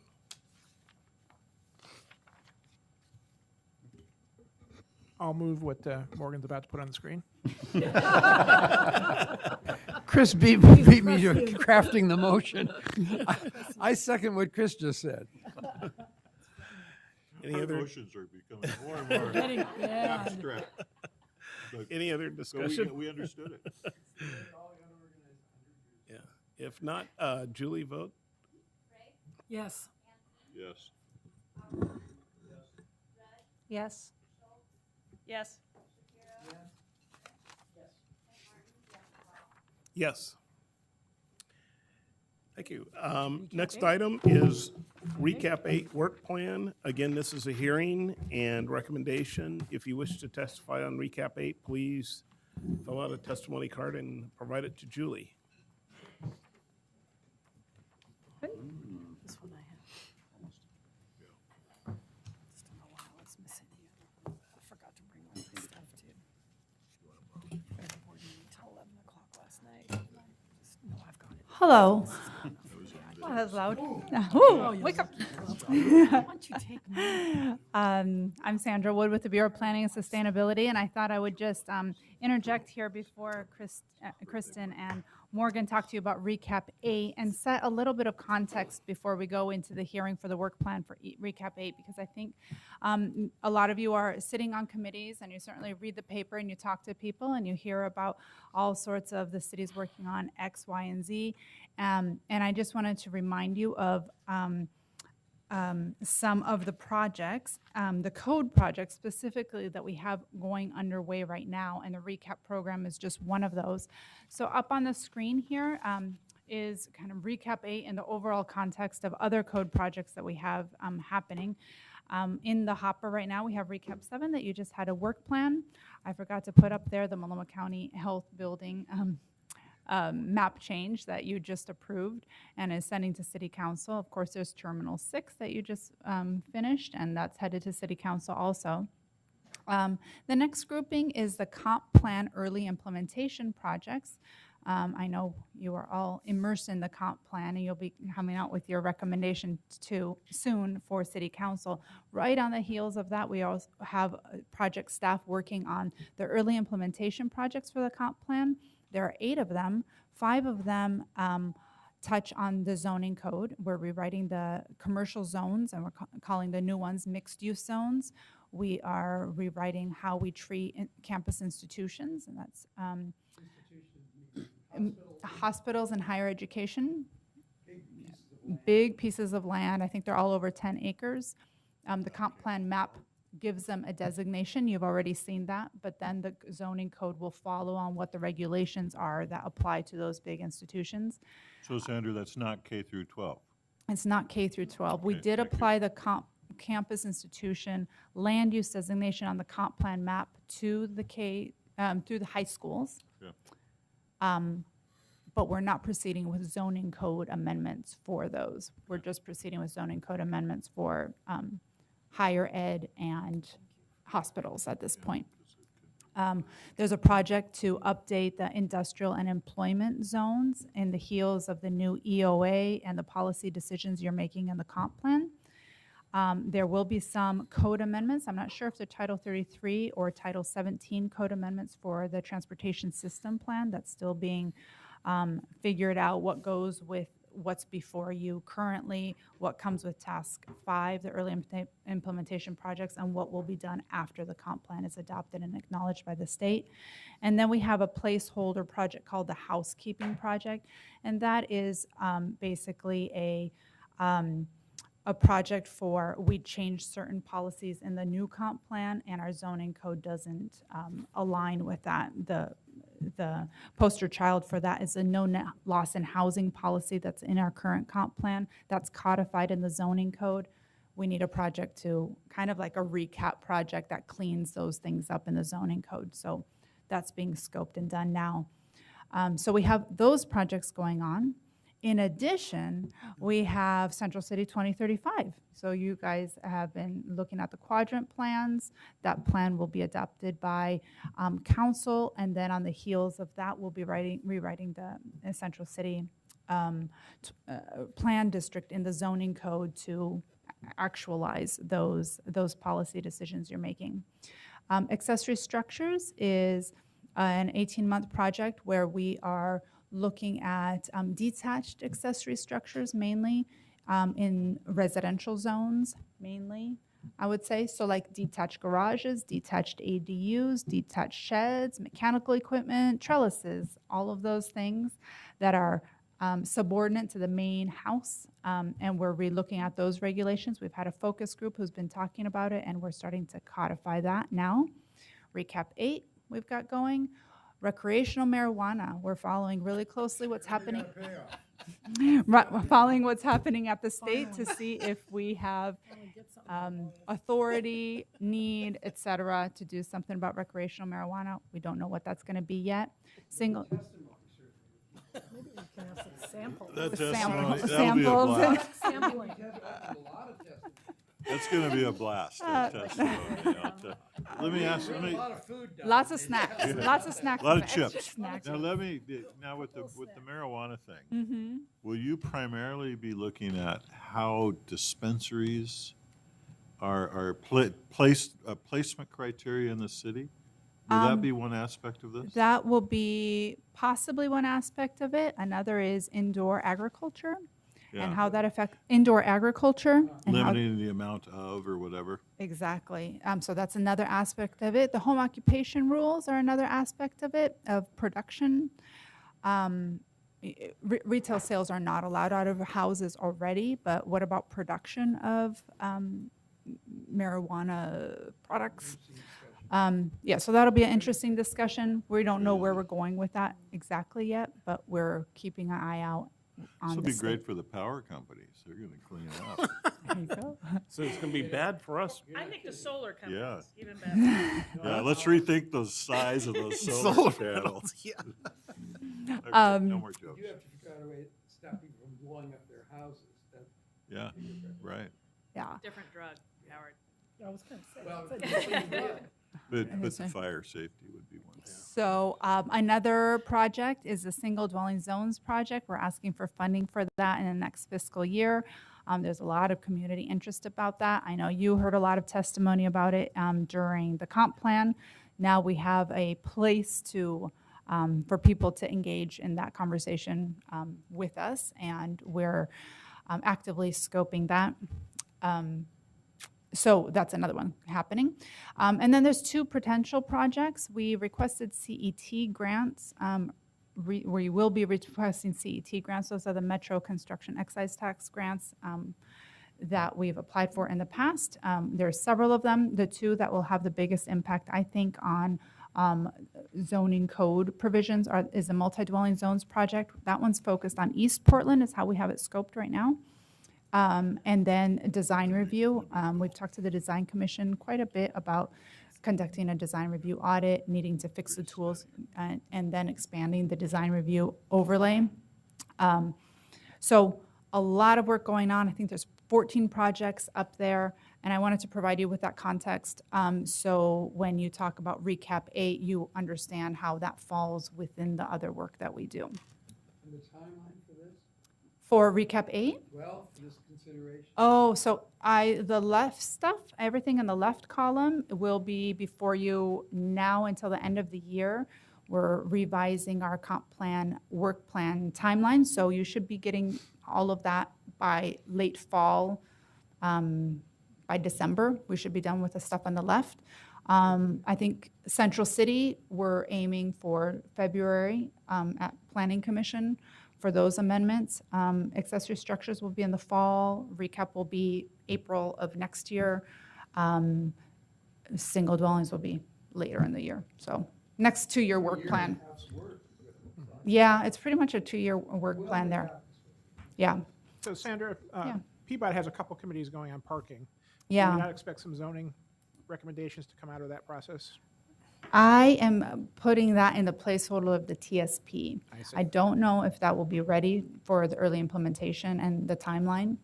But most of the parking work that they're doing is public right-of-way, so that wouldn't be in the zoning code, it would be in Title 17. Well, I'm thinking of the shared parking pieces. Right. So Chris, would Yeah, that that's cool. influence the amount of parking required or dimensional standards, or what's the Um, scope? I think that Peabody has no strong interest in going after the parking minimums or those issues. It's more about shared parking, so Good accessory use strategies. parking being available to other uses nearby that traditionally would not be allowed for. That's great. Okay. Okay. With that, I will pass it on to I- Morgan and Kristen. Oh, I think Joe had a comment. No, I was just going to, on the shared parking question, that's going to come up in the southeast quadrant, and I expect for the Central City that to go forward as part of the code for the Central City Plan. And I bet it actually, when they're done with the process, it'll apply in some way to the whole Central City. Thank you, Sandra. Sure. Yeah, so what's kind of relevant about this slide is we often hear when we're talking about recap projects, these small, discrete little things. What about all the big stuff you're working on? And so this kind of just paints the picture. We're working on a lot of stuff, so keep that in mind. So where all these projects get started? Well, this diagram illustrates how ideas or concerns are funneled into our regulatory improvement request database. Yeah, we call this the tea kettle. Yeah. Some of these issues are directed to the appropriate bureau to address, so transportation issues obviously go to the Bureau of Transportation. Some of these issues are tackled by BPS as part of larger geographically targeted or topic-specific projects, so accessory structures projects, single dwelling zones, et cetera. The remainder include technical matters of code clarification or consistency, or maybe discrete minor policy requests. So that's what spills out the spout there, and that is the world of recap. Recaps are a bit different than other legislative code projects in that they're not topic or area specific, but they could have bundles that are, related to a particular topic or area. More significantly, they're limited in scope. They address mainly technical issues and some minor policy items. And in your current world of the comp plan update, recaps offer a slight reprieve in that they're not part of the new comp plan implementation. So we're still operating under the current comp plan that's in effect. But this also affects how we select items for recap, because we don't want to be picking things that are in the process of going to be, rewritten as part of the comp plan implementation project. So we are sort of carefully navigating through the code and picking out those minor technical issues that are sort of separate and discrete from those bigger projects that you saw earlier. The miscellaneous items in recap are packaged into one-year cycles for greater efficiency and realizing economies of scale. So staff begins the work plan selection by ranking items in our database. So if you look at well, don't necessarily look for it, but this is the appendix of all the recapable items. There's about 300 or so items in there. We look at those, we rank them based on who is affected, what groups and how many people are affected, the geographic applicability, how widespread the issue is it citywide, is it particular to one zone, is it one type of development, the degree of impact, how problematic the issue is it a minor annoyance or is it a big problem, and what is the potential for improving the regulation without adding undue code complexity. So each of those gets a score, we tally those up, we rank them, and that gives us a sense for, the things that rise to the top are probably more important, more affecting more people, and have a bigger potential for both impact and potential for improvement. This year's work plan includes 37 items. Included in this package are several zoning code items that reflect BES and PBOT's issues and concerns. Some of their implementation staff were involved in our work plan selection. The reduced number of technical items reflects that we were making headway after the previous two recaps, 6 and 7. So we've kind of taken care of the backlog. Now we're down to these few. But we've offset that workload with an increased number of minor policy issues, which Kristen will now walk you through. So the first bundle of issues have to do with land divisions, and these items look to add more predictability to development by calculating allowed density prior to right-of-way dedications, taking site constraints into account consistently in single-dwelling and multi-dwelling zones, and looking at the alternative street types that do not serve vehicles to see if they should be treated differently in the land division process. There's also requests to simplify the process for consolidating lots and vacating plats when property lines are going away.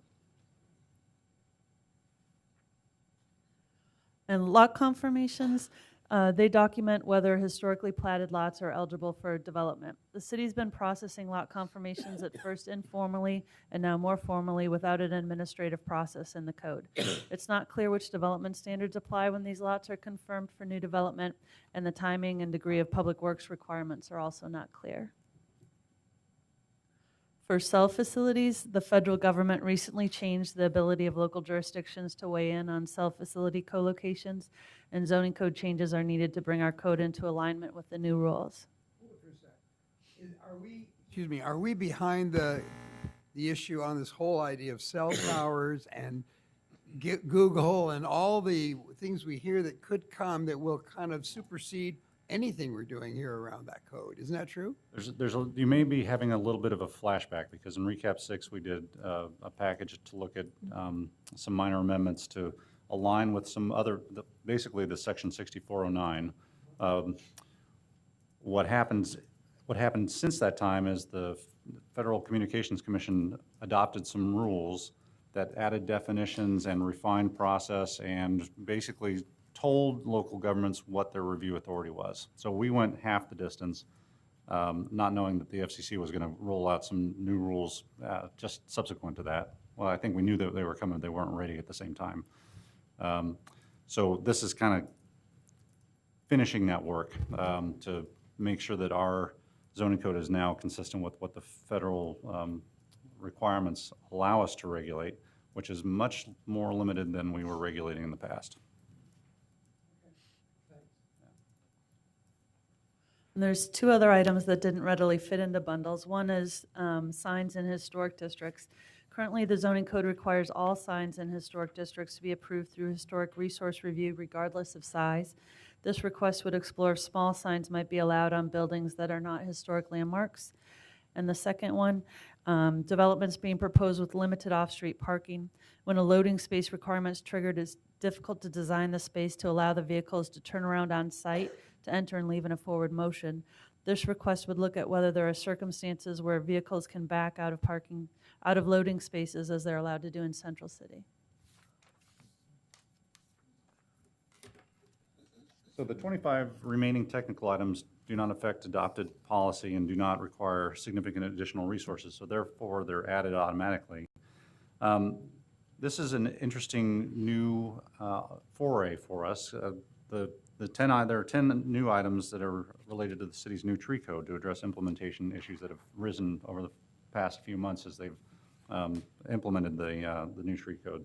So we haven't dealt with Title 11 before in terms of amendments, but they fit well into the recap package, at least this small selection, as they're very technical in nature. They're sort of these, there's some inconsistencies and definitional issues that we've been asked to explore. The other 15 items relate back to the zoning code. So next steps for Recap 8, beginning in the spring through the fall of next year, staff will begin analyzing the issues and developing code amendment proposals. Back around winter of next year, we'll do our public outreach and discussion. I'm suspecting April of next year, we'll be back in front of the Planning and Sustainability Commission, having a hearing on those code amendments, and then June, we'll be back in front of City Council. So we are seeking the Commission's support to move and approve the Recap 8 proposed work plan dated April 2015. Great. Questions? Thank you. Testimony. Does anybody wish to testify on Recap 8? No? The hearing is closed. Discussion? I have a question. Yes. I don't know if maybe, Morgan, you can help me with this. And I think this relates to Recap 8. There's a letter here from Mary D. Pabst regarding, she's from a law firm, and regarding support for radio frequency regulations as regards to item number 4. Right. Would you do a little bit more explanation for me about what this change is? So as we mentioned, the Federal Communications Commission, the FCC, promulgated some rules. They adopted rules that specify particular thresholds that the local government has when a carrier is proposing to co-locate cell antennas on a roof or on a cell tower. So they want to add antennas or they want to swap out antennas. The FCC's rules basically have told local governments that you have a short review time frame to do that, shorter than we can accomplish any sort of land use review. It's like 60 days. And generally, if they're not proposing any substantial change to the physical dimensions of those sites, it's all the key words there, then you must approve those applications. And so our code went some distance when we amended it back with Recap 6. But there's still some minor tweaks that we still want to make sure that we're consistent with what those federal rules are now saying. So Merity's letter, she represents AT&T primarily. Mm-hmm. They testified during the Recap 6 hearings in support of those changes. It's an unfortunate consequence of timing with the FCC rules coming out right after we made those amendments with Recap 6 that we got to catch back up to the FCC. Okay, and so the minor changes so you had Recap 6, FCC came out, you're at Recap 8, and the minor changes that you're now making in the Recap 8 are? We don't know yet. So when it's on a work plan, it puts it on the table. We will analyze the differences and distinctions between what those rules are and what our code says. We may come back and say, you know what, our code is close enough and consistent. Our lawyers are comfortable with it. We don't have to make any changes. Okay, so this is just a work plan. That's right. It's just putting it on the table. So we're not voting Oh, no. to say anything about this. There's no We code go- amendments proposed. These are all Okay. potential. I'm just trying to understand the You bet. scope of work here. Yeah. How, like on the other one, we voted, Yeah. and it was kind of done. This is now a work plan for working on the next iteration of RECAP, which is RECAP 8. And if this I is had- one of those items. If I had to do it over again, I would start off with that statement. That's perfect.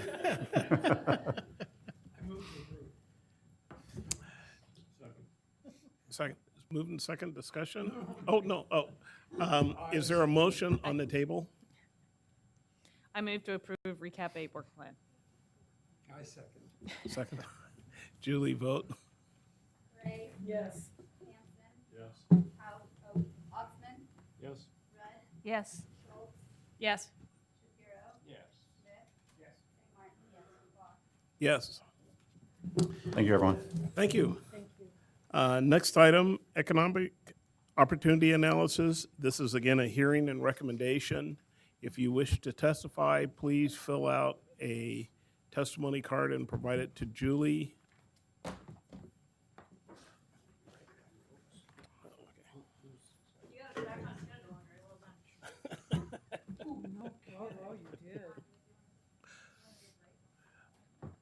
Do you want to take a break or no? I think we're good.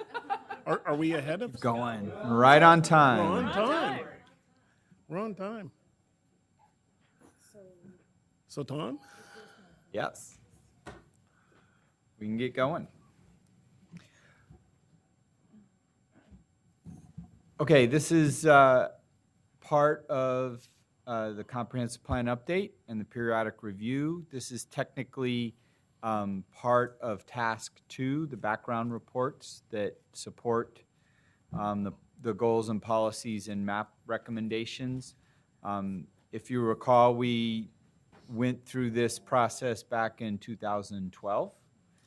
And the EOA at that time was appealed to LCDC and was there.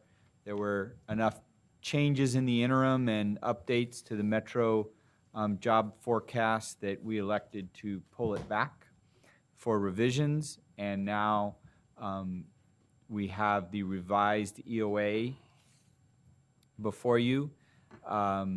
And this will go forward as part of the whole package that goes to City Council as part of the comprehensive plan update recommendations.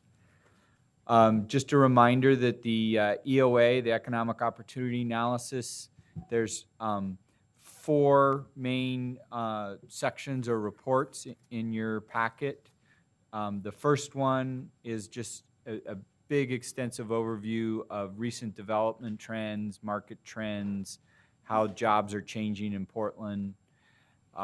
The middle report, what we call the Section 2-3 report, gets into the numbers and is the job forecast based on the Metro forecast to break down into how we get from jobs to land demand, and then also our supply analysis. What sites do we have available to accommodate that? And then it goes through a reconciliation process where we identify what types of land we have surpluses and which ones we have shortfalls of development capacity. And then the fourth section, which is really the new section that we talked about back in February when we were talking about the economic development policies, is a view of what the proposed plan does to meet those shortfalls and what the impact is on our land development capacity from that whole bundle of map changes and infrastructure projects and the different strategies that we have. So if you're keeping track of the versions, we are now, what you have in front of you is what we call the proposed draft. Based on the testimony that we hear today and the discussion that we have with you at the May 12th work session that will bring back some of the economic development policies, continuation of that discussion, then we will make final revisions and adjustments to create your recommended draft that you'll vote on now in June or July, whatever the time schedule is right now. And that's what will go to city council in the fall. Just a clarification, we're Yeah. not voting today then? No, that's not my understanding. And in fact, you should wait until we wrap up our policy discussions on May 12th. And then it'll be a separate motion when you take your final votes on the comprehensive plan package. There'll be a motion to approve the EOA, a motion to approve the growth scenarios report, and a motion to approve the goals and policies and map.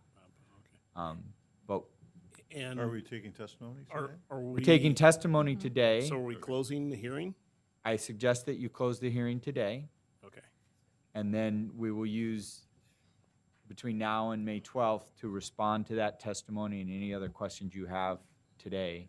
Okay. To fine tune the EOA. Okay, great. What has changed since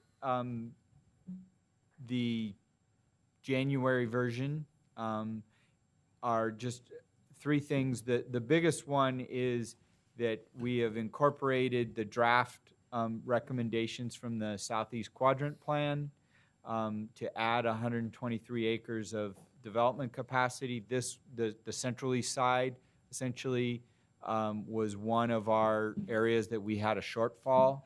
And we knew all along that the Southeast Quadrant Plan, or was hoping all along that the Southeast Quadrant Plan would catch up. And it's gone far enough that we feel comfortable including that capacity in the context of this EOA. The other thing that we brought in was the TSP project list and the impact that has in the buildable land inventory. One of the constraints that we have are congested traffic areas, and the project list helps us define those constraint areas as to, in 2035, if we build out that project list, where do we expect the congestion to be, and how does that impact the development capacity. And then the final thing, there was a slight boundary adjustment around Terminal 6 and looking at how that's laid out and some of the edge areas that we were including in sort of the upland area, the airport and harbor district. And when we took a closer look, it said, well, no, that's really part of the marine terminal area. We're talking about a 7-acre shift into the harbor access land, so a very minor tweak to that.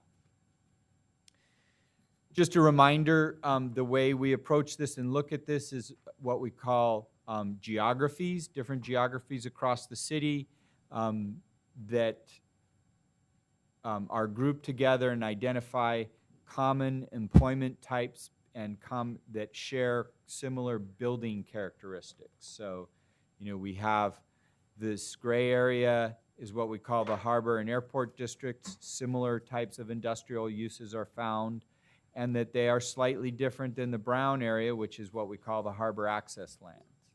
And then, we have two sides to the central city, this being the central city industrial area versus the central city commercial area, which is predominantly downtown, the River District, South Waterfront, and Lloyd District, and then the campus institutions and the neighborhood commercial areas. And that allows us to break down the job analysis and to really look at the different site characteristics and building characteristics to get a handle on the different demands for each different types of jobs. Just to remind you, we're looking at accommodating 142,000 new jobs over the next 20 years.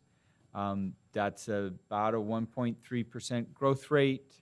It's a 26% capture rate, which is about what we've historically, if you look back 30 years, that's about what Portland has captured in terms of the regional job growth. We have a fairly balanced distribution of those jobs between the different larger sectors in terms of looking at the central city versus the neighborhood commercial versus our hospitals and colleges and the industrial area.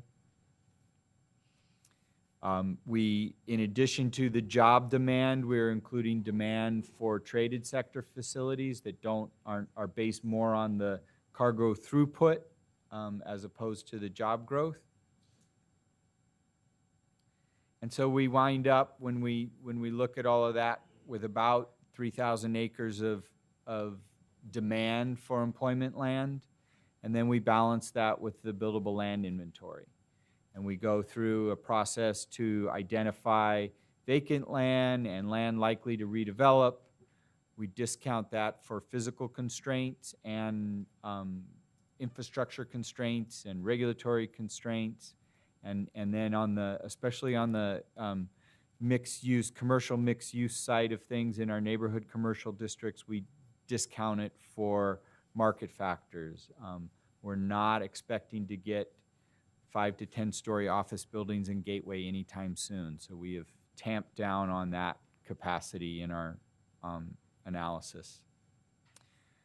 We have a buildable land inventory map that really looks at each site, but because of the discounts involved, just because the site shows up doesn't mean we're fully counting it 100%. A 10-acre site is 100% available.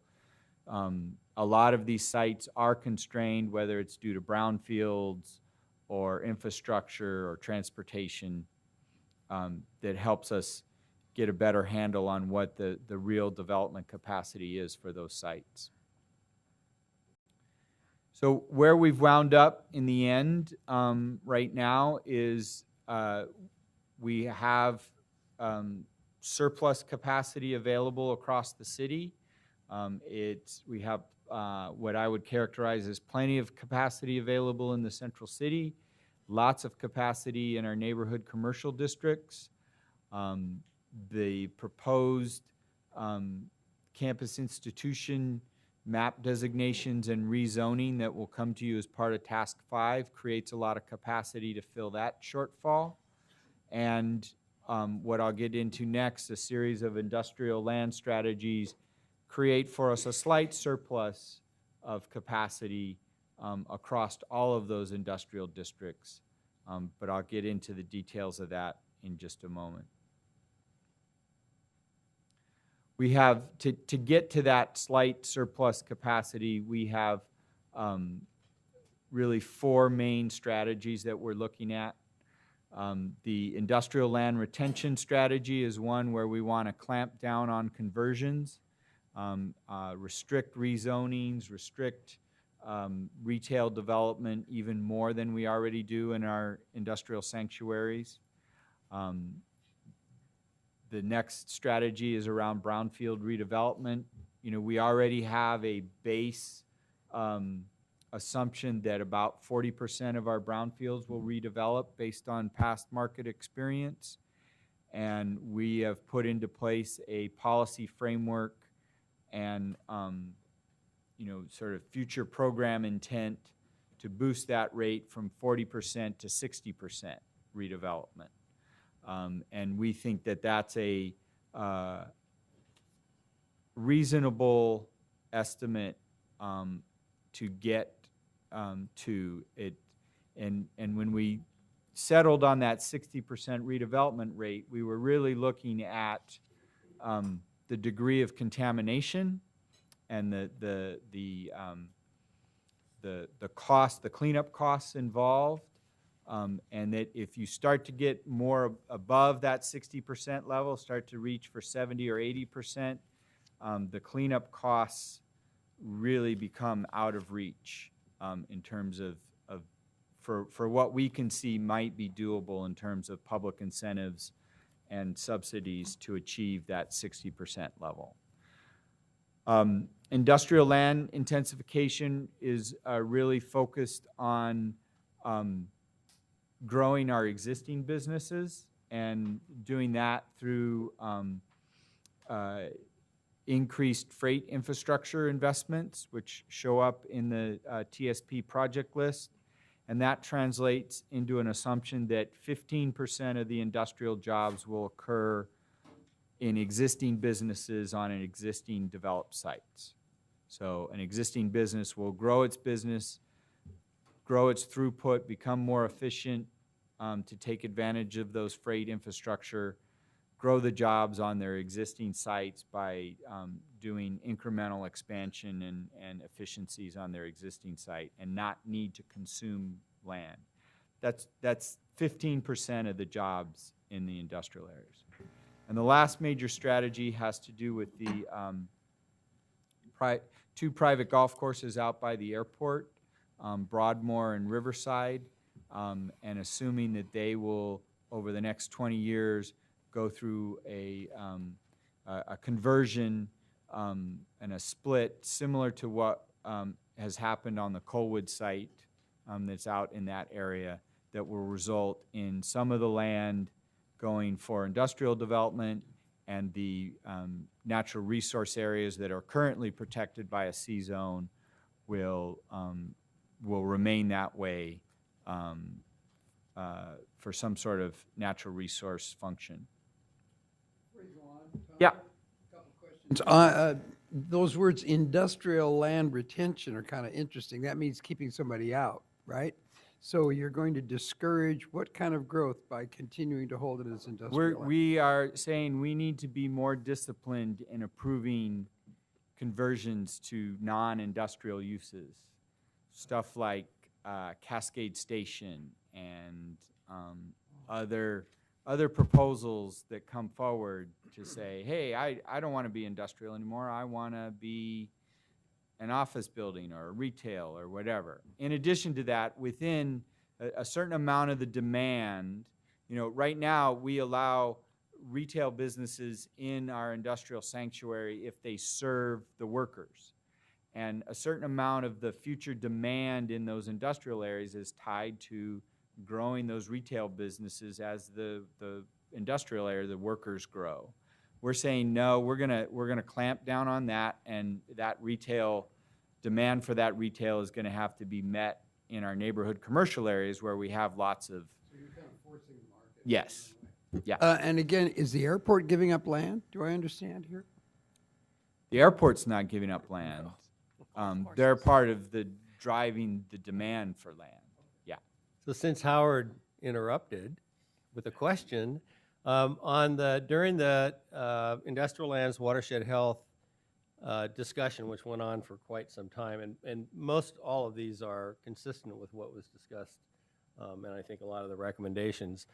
We took a field tour, and on that field tour, the question that I think is a very legitimate one was, it's great that we're have industrial land retention, but we all know that there's been massive changes over time from industrial to commercial, and there's a lot of opportunity out, at least in some people's estimation, a fair amount of opportunity out there to actually convert those back to industrial potentially. Is that something that was actually looked at as a follow-on to those conversations? I'm just curious. Yeah, really poorly used land out there. Well, we looked at some of those areas, and we had, especially around Cascade Station, and had conversations with PDC about what was in the works and were there any opportunities. And we explored a lot of different areas, stuff like, what about the future of PIR and what would be possible there. And we really didn't find anything that was really ripe for that type of going back the other way. That's not to say that if somebody didn't want to do it, we wouldn't be supportive of, accommodating that type of change. Catherine? On the industrial land intensification. Yeah. Did you do a bit of a survey or anything to kind of identify that, yes, it's actually freight, access that's kind of inhibiting growth of some of the existing businesses, or are there other items or things that we need to be looking at in addition to that to make sure that they're kind of being supported and intensifying their use? I think the freight is the sort of most direct thing that shows up in the comp plan, in the TSP.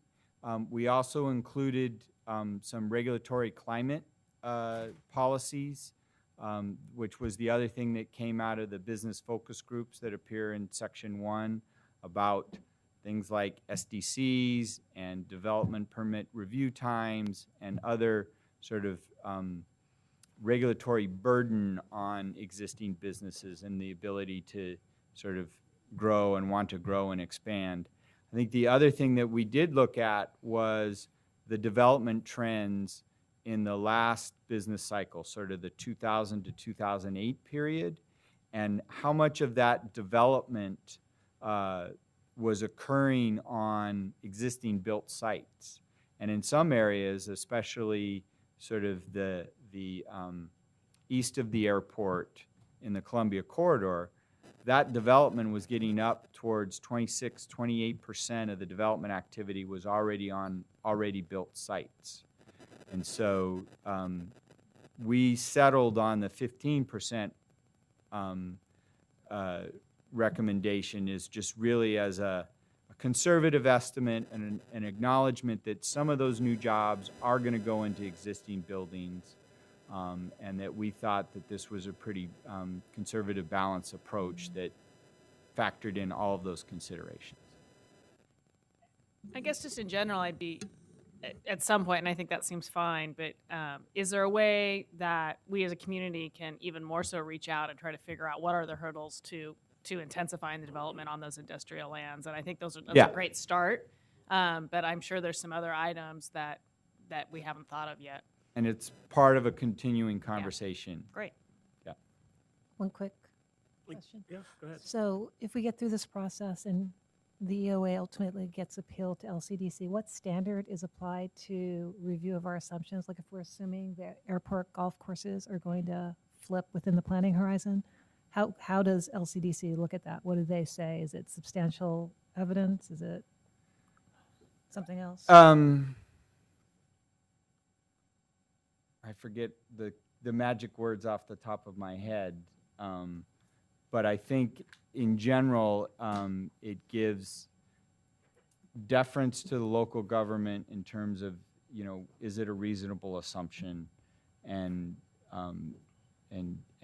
expectation in terms of it's the Goal 9 rule in and of itself is pretty vague in terms of describing adequate measures without actually defining what a measure is.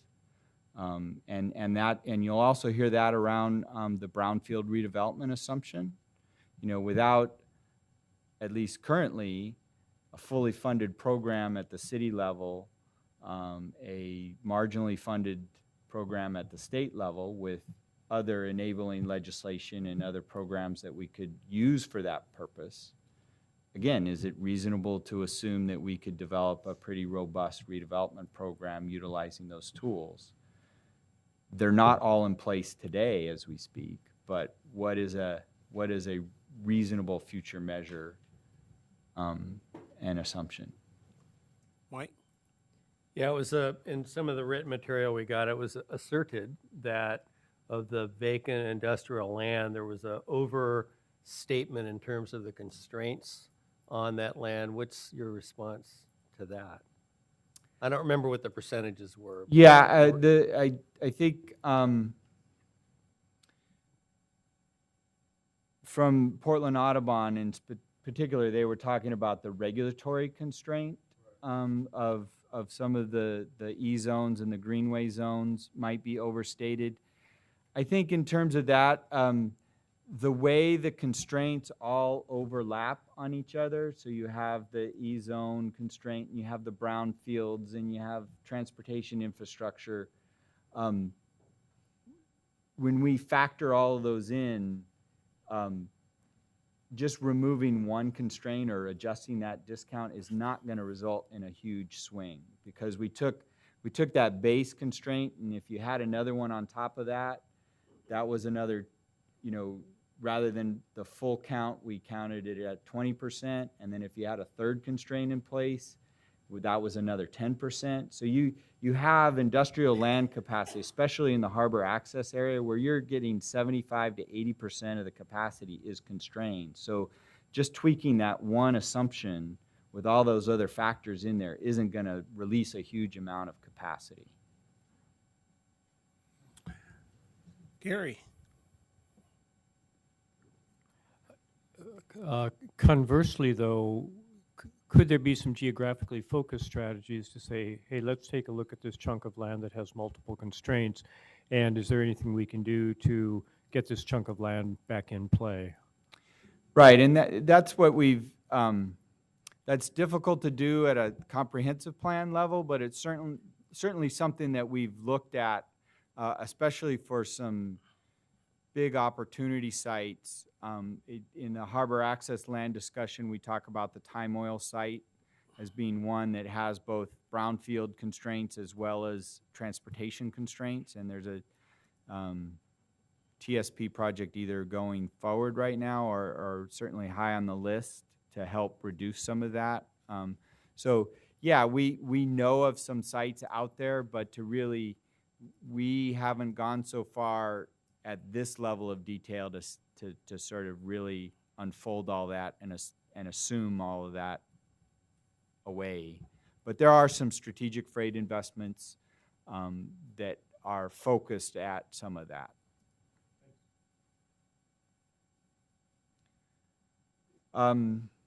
Just the harbor access land is probably our most difficult challenge that we have. It's the Brown area that goes from Terminal 6 on the Columbia River through the Portland Harbor to the Fremont Bridge, and it's sort of our river-related industrial area. You know, just to be clear, for West Hayden Island, we are not counting it in the buildable land inventory, so it's not part of the industrial supply. The map designation is rural, farm forest. We have policy 6441 to provide guidance for future annexation. You've asked us to bring back some different policy options to look at how we might continue to amend policy 641, and that's what we'll bring back to you on May 12th. But in terms of the way the EOA is written today and right now, West Hayden Island is not in the buildable land supply. Given that, and looking at what is in the buildable land supply, the EOA is based on selecting a low cargo forecast. And even with that combination, we still have a small 38-acre shortfall of capacity in the harbor access lands. And the way that we've explained in the EOA is that that is offset by some surplus capacity in other industrial districts. And that when you actually look at the breakdown of harbor access lands and where the job growth is occurring and who's actually out there today, you have some businesses like Daimler Trucks and UPS that aren't river related. They happen to be in the harbor, but they don't need riverfront access.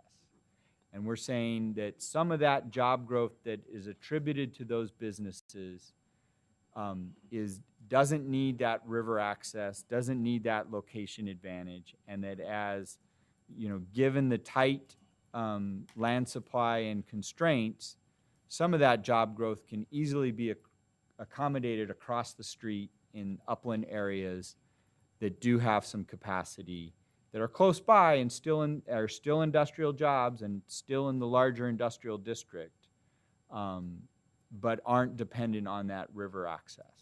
And that's how we close that gap or that shortfall there.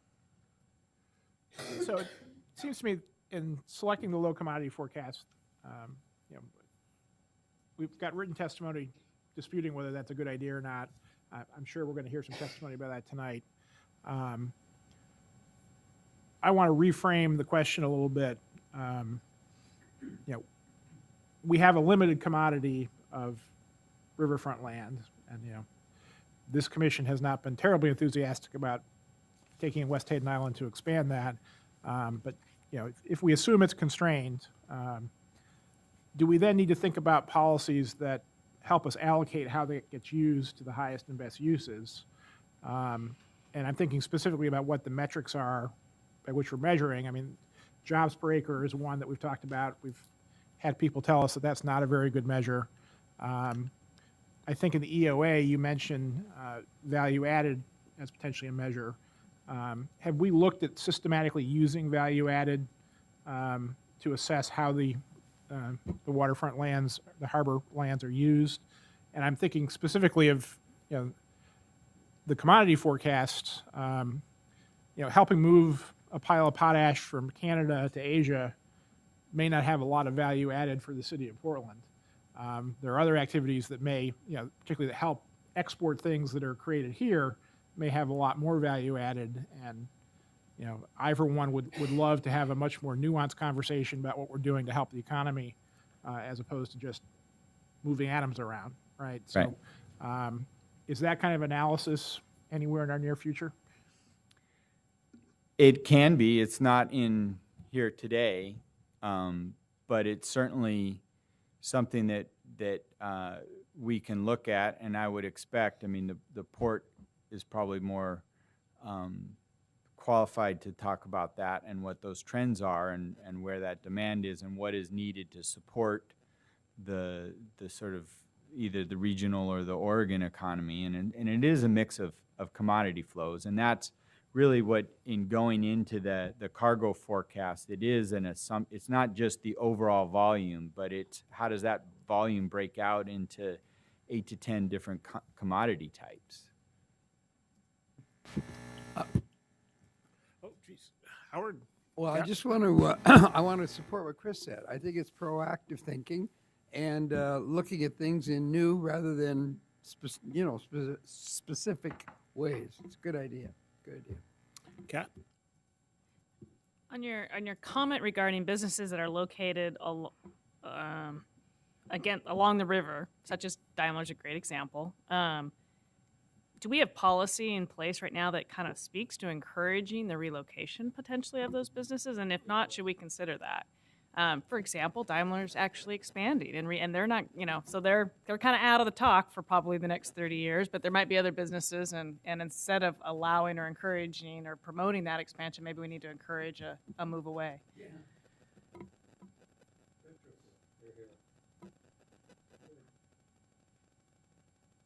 Off the top of my head, I don't know of a specific policy we have in there to sort of encourage or focus the river-related industries on the waterfront, but we can bring that back on May 12th and talk about that.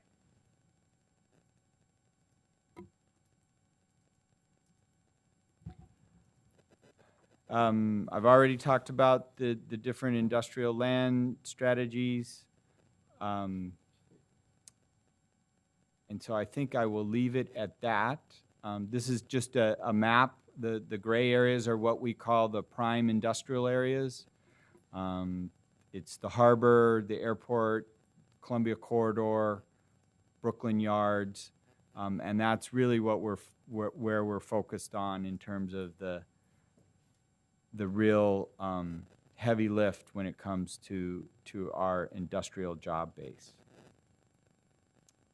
And so if there are any other questions, we can let the testimony be. Any other questions? No. All right, we'll take testimony again. If you wish to testify, please fill out a testimony card and provide it to Julie. Testimony will be for 3 minutes. And the red light, 2? Is it still 2? Oh, okay. Is it 2?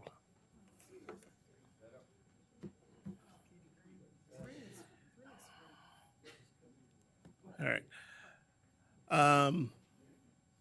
Don Bach, Rayanna Ansary, Jeremy Tennant.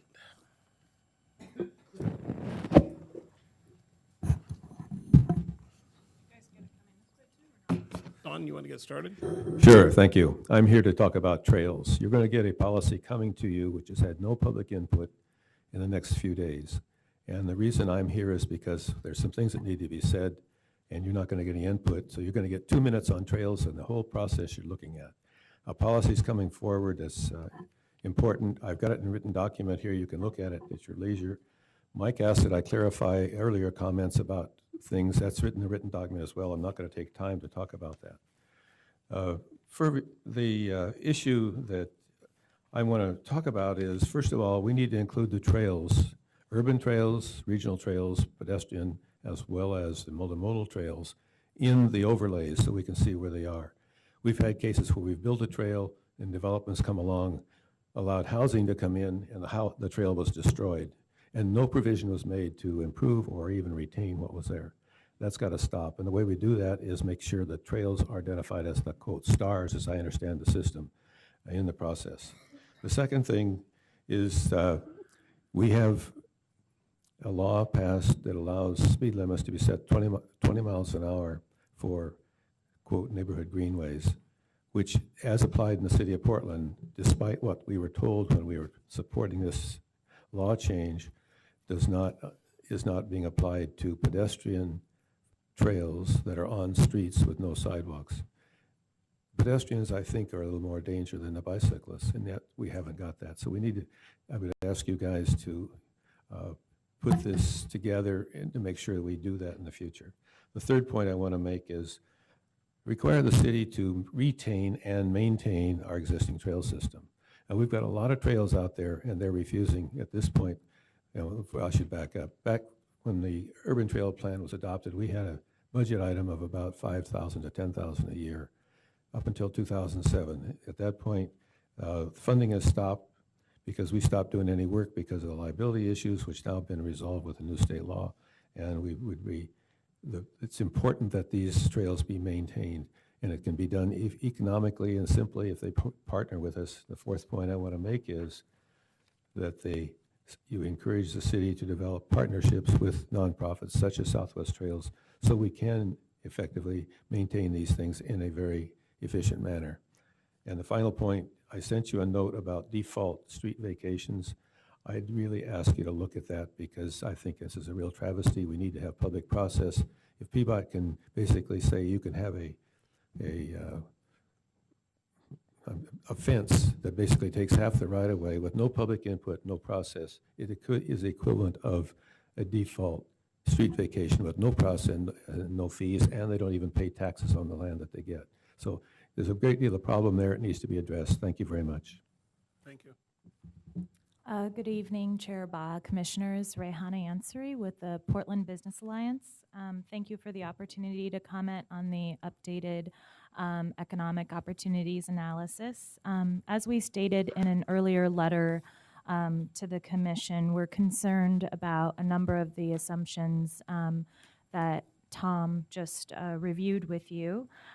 In summary, we're concerned about, first, the proposal to accommodate a low marine cargo forecast, despite recent trends that indicate otherwise. Since the early 1960s, the lower Columbia River Gateway, including the Portland Harbor, have experienced sustained cargo development with an annual growth rate of 3%.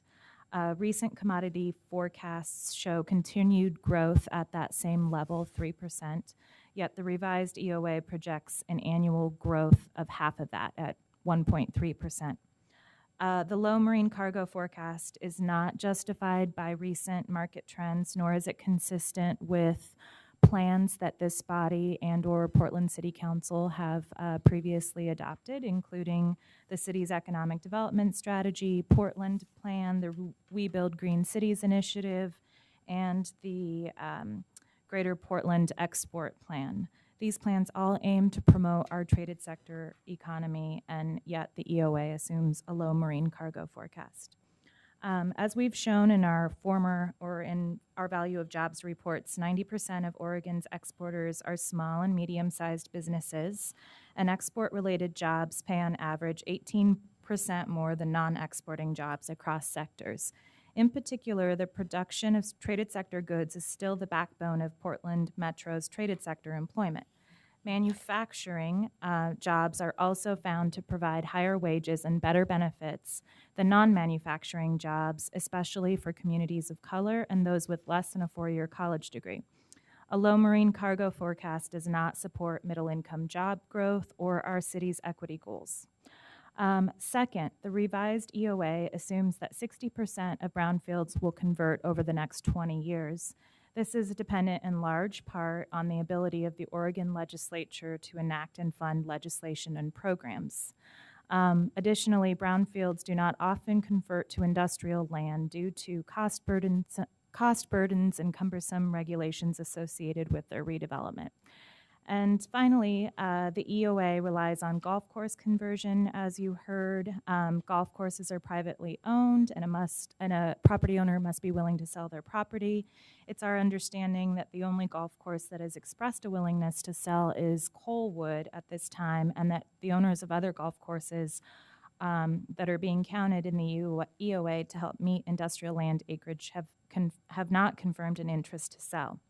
While we appreciate efforts to meet the shortfall, these strategies are aspirational at best and do not reflect market realities.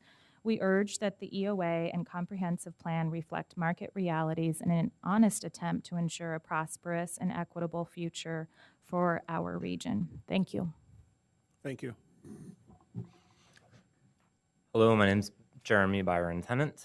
I would like to, on behalf of NECN, bring to your attention a letter that we put together and finalized in the last couple of weeks. Hopefully that's been received. We are, of course, a little low on staff, as we have been throughout this whole comp plan process.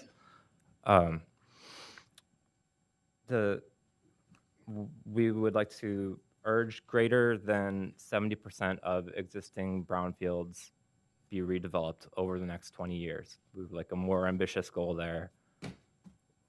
The city needs to prevent and prohibit further contamination of existing brownfields through strongest possible regulation of existing policies. And there's great concern, speaking as an individual and as a resident of the Woodlawn neighborhood, that an anticipated increase in freight traffic along the Columbia corridor will bring with it increase in diesel pollution. If we look at the gray area there at the north along the Columbia corridor, that corresponds with DEQ projections for 2017, putting us at over 10 times benchmark for diesel particulates. If we want to call this sustainable, if we want to validate the rather glowing presentation that I read about the availability of industrial land to meet demand, I would really urge a more inclusionary process, inclusive, I don't know which conjugation of that word applies, but we haven't really seen it so far. We've asked questions and we haven't really heard answers.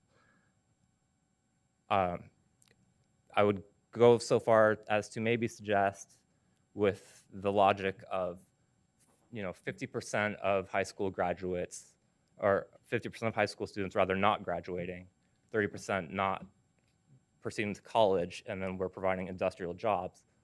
I wonder if there's been outreach to Woodlawn School saying, does this look like a good deal? Woodlawn School being really in that gray area there, that 10 times the diesel particulate level. So that's where it stands. We urge to, as of the NECN letter, we urge the city to call for an exemption to Goal 9 for Portland. We continue to oppose the redevelopment of golf courses into industrial lands. Some of those golf courses are much closer to being to our neighborhoods than to the airport, in my opinion. But yeah, it's the best I've got today. I'm sorry. That's it. Is that it? Thank you. Don? I have a question. Rehana. The position of the Portland Business Alliance. You said that the cargo rate assumption is low, and that we should be more optimistic about the growth of that. if we modify that, Mm-hmm. and where are we going to put the industrial land to accommodate that expanding growth? I guess I have just kind of a foundational question here. If we assume more business growth, which is an optimistic thing to do, where are they going to go? If we look at that map, there's not a lot of options. Do we do a goal exception and just kind of push all that to the side? I agree with all the notions about intensifying employment density on properties and using them more efficiently. And brownfield sites are really tough. You know, they are expensive. What's the Business Alliance position on if we ratchet up the numbers? Where are we going to find the land? Well, we recognize that we are in a sort of a landlocked situation, and rather than answer where the land should be located, I think the question really is sort of what do we envision for our city over the next 20 years? I mean, I think that we need to be more aspirational than what we are currently assuming. Don't we want to have good middle income jobs?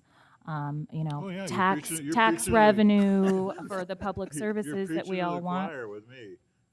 I want that job growth for Portland, just like your alliance does.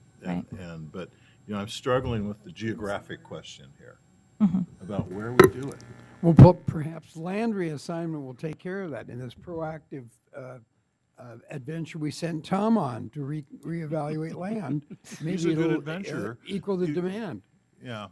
I And I would ask the same question of the Working Waterfront Coalition. Where are we going to do this? They're up next. I know. I think part. So you, Yeah, I was thank just- you. Michelle? I think part of the question too, though, is are we being honest in our numbers? And are we being aligned, though? Because if we've got economic development strategies in part of the city that are trying to support go, a higher commodity growth, but we're planning for something different, we need to get on the same page. Yeah, I agree. Because we're just kind of I get Chris. spinning around the question. So, Rehan, so you talked about a historical marine cargo growth of about 3%. Do you have any data on how much of that is things that are exported from this region or even this state versus things that are transshipped from other locations out of the state? That is a good question, but I'm going to have to defer to the port on that for specifics. I know that the recent study was done by Cambridge Systematics, and they projected continued growth of 3%, but I'm going to have to defer to the port. Thank you. Thank you. And they're up next, too. Mike? Well, just to echo Don's comment, it is a foundational question, and we've been dancing around it. We discussed it during the Industrial Lands Watershed Health process as well. I was just at an SDC hearing for parks, and what Portland Parks and Recreation has done is they have said we cannot possibly buy enough land to meet our future needs as a city. They recognize that. And they're correct. There's only so much land out there. We're dealing with that, well, right. And so what they have chosen to do is talk about how can we change our existing parkland in ways that make it more usable by a growing population. That's an incredibly amazing direction for us to be going. Say we don't have enough land to provide what Parks knows we need for our growing population. We are in the same situation with industrial lands, and we need to do a lot of the things that we're talking about as far as intensification. I mean, that's basically what Parks is talking about. We have an issue here regarding Goal 9, the whole process of whether we do take an exception or not. I think the city is doing an honest job of trying to address that issue without going necessarily that direction, but that's the reality we're facing. And if we don't deal with that this go around, we sure as hell will the next time around. We're out of land. Any other questions for the panel? Sorry, I do. I'm going to ask real quick. NACM, what have your questions been that haven't been answered? Questions regarding the comp plan map app specifically. It looks like a lot of the strategic freight investments are going to have an effect on Woodlawn given the current state of diesel regulations in Oregon, or the lack of diesel regulations. There's the widening of MLK, 11th and 13th overcrossings, double tracking the Kenton line. I'm sure I'm leaving something out here. There's Argyle Street or Argyle Drive, whichever you want to call it, which is sort of orphaned from any neighborhood. I don't think any houses are in Sunderland, but that's very close to Woodlawn School again. And we've gotten some kind of vague answers about the 11th and 13th overcrossings. It's kind of like, trust us, it's going to be good. It's probably going to be good. And it may be this thing here, if you can read through this port report, and we don't really we just don't have answers. My impression I got was that this would be a dialogue, and it hasn't really been a dialogue. We've been kind of left in the dark for the most part, and as I've mentioned, I think the remaining staff at NECN have done an exceptional job in trying to get some information through Land Use and Transportation Committee there. There's been some information there that was helpful to me in understanding this. Right now, I'm feeling like I'm our stopgap solution to even be here today. And I've taken kind of a crash course in this. I'm not an expert in land use, honestly. I'm not an expert in these fields. Not just like us. So just to end this, because I know we need to move to our next testimony, but it's important for the commission to hear from people, and I'm always bothered when people say, we listened, but we didn't get any answers. And so I don't know if our chair has a suggestion as to a communication way for you to represent your questions and perhaps get them to staff so that we can make another concerted effort to answer your questions as best we can. Does anyone have a suggestion as to how that can be done? As opposed to me just asking this gentleman to email me. I gotta look to Joe here. Well, we're glad to meet with this gentleman and take down those questions and see where they are, and I'll consult with staff about what that dialogue has been or should have been. So glad. And I would appreciate that, Joe. Thank you very much. Well, Joe, at some point, there's an air quality model, if not for the TSP itself, for the RTP that goes into, right? So would that get to some of the air quality questions? I'm not sure of how that applies or what exactly applies in this circumstance with that, Chris. I'll have to check into it. Thank you. Thank you. Thank you. Next three are Ellen Wax, Greg Tyson, Bob Salinger. This is, the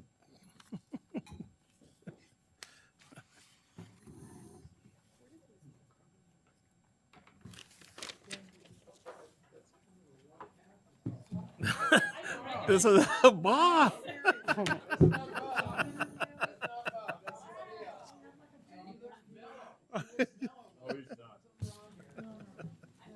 Definitely not mellow. No, you are misrepresenting. I'm always mellow.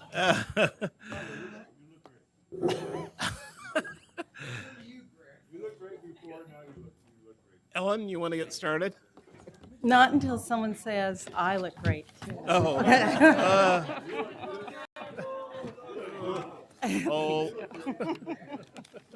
You look good. All right. Thank you. Good afternoon. Ellen Wax, the Working Waterfront Coalition. Providing adequate growth capacity to meet 20-year employment growth by choosing the low end of the cargo forecast does not reflect what is happening in reality on the ground in Portland's harbor lands. A low growth forecast is not supported by market trends, and there is no evidence to suggest the harbor activity is slowing. In fact, it is just the opposite. Companies such as Vigor, Campotex, Daimler, Columbia Grain, and Louis Dreyfus have all invested millions of dollars in expanding and improving their sites to accommodate current and anticipated cargo and industrial growth. Examples of recent investment include Vigor with their $50 million investment in the largest dry dock in the Western Hemisphere, Columbia Grain's $44 million in improvements, including storage and facility expansion, and $35 million from Louis Dreyfus in their loading and storage equipment. These substantial financial commitments indicate that these companies expect to move more products through their harbor facilities. Public investment needs to be considered as well, including the recently completed Columbia River Channel deepening, a multi-million-dollar public investment in the whole river system, serving as a catalyst for billions of dollars in private investment throughout the lower Columbia River system. In addition, the amount of investment made in harbor lands over the past 170 years cannot be forgotten, including the massive rail and highway infrastructure to serve these lands. A low cargo forecast is counter to what is occurring on our harbor lands, and using this low forecast is sending the wrong message, a message that says Portland is not supportive of our harbor lands, businesses, and middle-income workers. We are concerned that the EOA does not fully recognize the importance of harbor businesses to the Portland's economy by considering a low cargo forecast. We ask that the Planning Commission consider an EOA and comprehensive plan that are fact-based and reflects the realities of historic and current activity and investment on Portland harbor lands. Thank you. Thank you. Bob? Good afternoon. My name is Bob Salinger. I'm the Conservation Director for the Audubon. No. We have what, 2 minutes or 3 minutes? 2. Okay. Good afternoon. My name is Bob Salinger. I'm the Conservation Director for the Audubon Society of Portland. In general, we think this version of the EOA is going the right direction. We think it's a big improvement in terms of focusing more on intensification rather than additional acreage development, in terms of focusing on brownfield, Superfund, and again, intensification of specific sites. But nonetheless, we think it's still an exercise in putting off the inevitable, which is a Goal 9 exception. We think the city is going to have to take that eventually, and we think it should consider taking it now. As Mike has already noted, Portland Parks has come to the same conclusion, that they can no longer base park growth per person on acreage. We just simply don't have enough acres left. To continue to maintain an acres-based approach for industrial lands is to elevate that above all other uses, all other concerns. And inevitably, what we're going to do is undermine the health of our communities and our environment by doing that. I think one example of how desperate and irrational we become about this is that we're focusing on taking pieces of golf courses. I mean, we're not finding big chunks of land. We're going to convert pieces of golf courses. If you go back to the 1980 comprehensive plan, that plan actually prioritized protecting golf courses as open space because of the fact that it protects our neighborhoods, our environment, our air quality, and our water quality. Now we're going to convert them to industrial areas. So I think that's evidence of where we're at right now. I appreciated Commissioner Smith's question about are we actually creating jobs and economic development on these sites? What are we doing to actually ensure that when we do convert these lands, we're actually ensuring that that kind of those jobs and economic development occur? If you read the Eco Northwest report done for Hayden Island, it tells you that in many cases we're not benefiting, that we're a throughput, that we benefit either end of the supply chain, but not here. The EOA is very explicit about the fact that even as we've increased throughputs, and as we've increased the amount of industrial land in the Portland Harbor, we have decreased jobs. So we're not doing the follow-up work that we need to do to make sure that we actually reap the benefits locally of our industrial land. I think I'll just end. We submitted extensive comments. We hope you read them because we go into a good deal more detail than I can go into today. I think I'll end by just saying that Goal 9 has kind of become a straitjacket. We're supposed to have innovative land use planning. We're supposed to be a leader of the pack, really thinking outside the box. But Goal 9 has really become a straitjacket. It's become a restriction on how we think about things, and we don't consider the broader picture. One of the big disappointments for us was that we didn't consider interport cooperation. How do we make the best use of all of our port lands up and down the Columbia River? That isn't even mentioned in this. How do we relate to the bigger landscape in the metro region in terms of industrial lands that are sitting vacant and have been sitting vacant for a long time outside of Portland? I think we really need to think broader, bigger, be more regional in terms of our industrial lands challenges. And unfortunately, because we keep falling back on Goal 9, we wind up having this very, very constricted view that really doesn't let us be innovative and think outside the box. So thank you. Don? Bob, I want to ask you a question Sure. about Goal 9. And, because I've been thinking about that a lot. If you do an exception to Goal 9, can you do a partial exception? Can you say, hey, we've got 100 acres, we can't get to 200? So in other words, can it be calibrated, or is it a total exception or nothing? I don't have an answer for you on that. I have to consult with somebody who's smarter about land use planning than I am. What I would say though is I like the parks approach, which says, look, we're going to keep looking for acres. We're not abandoning this, and where opportunities arise, where we can find acres where it makes sense, we can move the landscape around and do different things in different places. We're not optimized, but we're not going to be held to this sort of artificial number that makes us crazy. We're going to try to find other ways to do it and look for those opportunities as we go. So to me, it's like, it's sort of the idea that you take the exception, you say, look, we can't be constrained by this artificial target. We're going to keep trying to do it, and we have 100 acres here or 50 acres there, and we're going to capture those. That's what I'm thinking. So we'll research that out. Great. We'll figure it out. Thank you. Greg? Good afternoon, Commissioners and Chair Ballot. Can you hear me okay? Yep. Yeah. I'm Greg Tyson with the Port of Portland. Thank you for the opportunity to testify on the draft economic opportunity analysis. I'd like to summarize the Port's written testimony, which you have in front of you, and also brief you on new information that we've compiled that reinforces our concerns with the current draft EOA. First, a very heartfelt thank you to staff, especially Steve Kuntz and Tom Armstrong, for working so diligently on the EOA and trying to work through issues using the Industrial Lands and Watershed Health Working Group that Mike served on. We had hoped that through the working group, the result would be an EOA that better assessed the need for industrial lands and harbor access lands. The Port continues to support an EOA that is responsive to Goal 9 requirements. To us, that means an EOA completed on the basis of a forecast and trends that more closely represent the harbor's ongoing economic significance and the irreplaceable value of harbor industrial lands. The significance of the harbor and industrial lands, which means access to middle-income jobs with low barriers to entry, is threatened by this EOA. The use of the low forecast is highly problematic.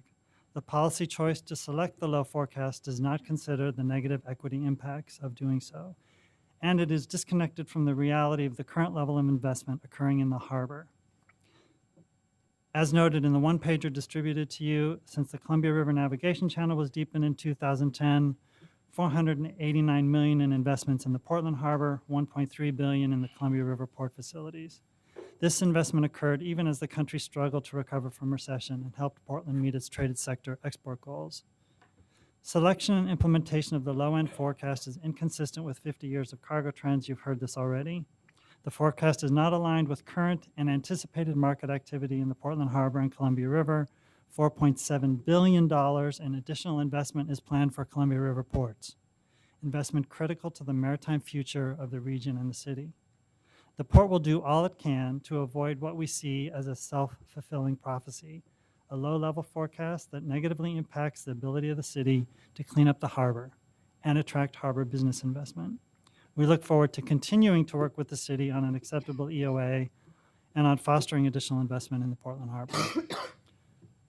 I know you had a lot of questions early on. So we're gonna be and slow. I could see Chris raising his finger already. I will do my best to address what I can, and as I said at the end, we're always willing to talk further about any of these issues. So we're going to just start over there at Chris and just work our way around because I think we have a lot of questions, as you All right, said. Thank you. So Greg Rahan pointed squarely at you, so I'm going to land my two questions on you. One is, does the port do any analysis of the economic efficiency of harbor lands in terms of value added as opposed to employment?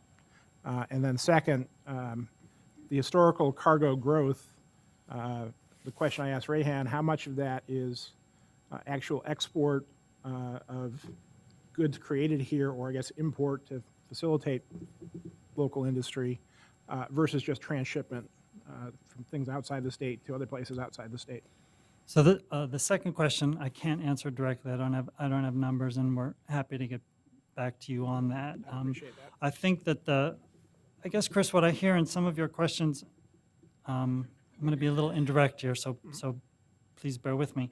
What I hear in some of your questions is a little bit of to me, a disconnect between what is marine shipping and what happens on big ships that move bulky, heavy goods. And that is that it's bulky, heavy stuff that moves in this cheap fashion. And I know we've had a lot of conversations over the years about, and the different issues that we faced and struggled with the Planning Sustainability Commission about understanding that sort of, to me, which is a fundamental nature of moving goods on a river or moving goods on the marine side, which is it's bulky, heavy stuff.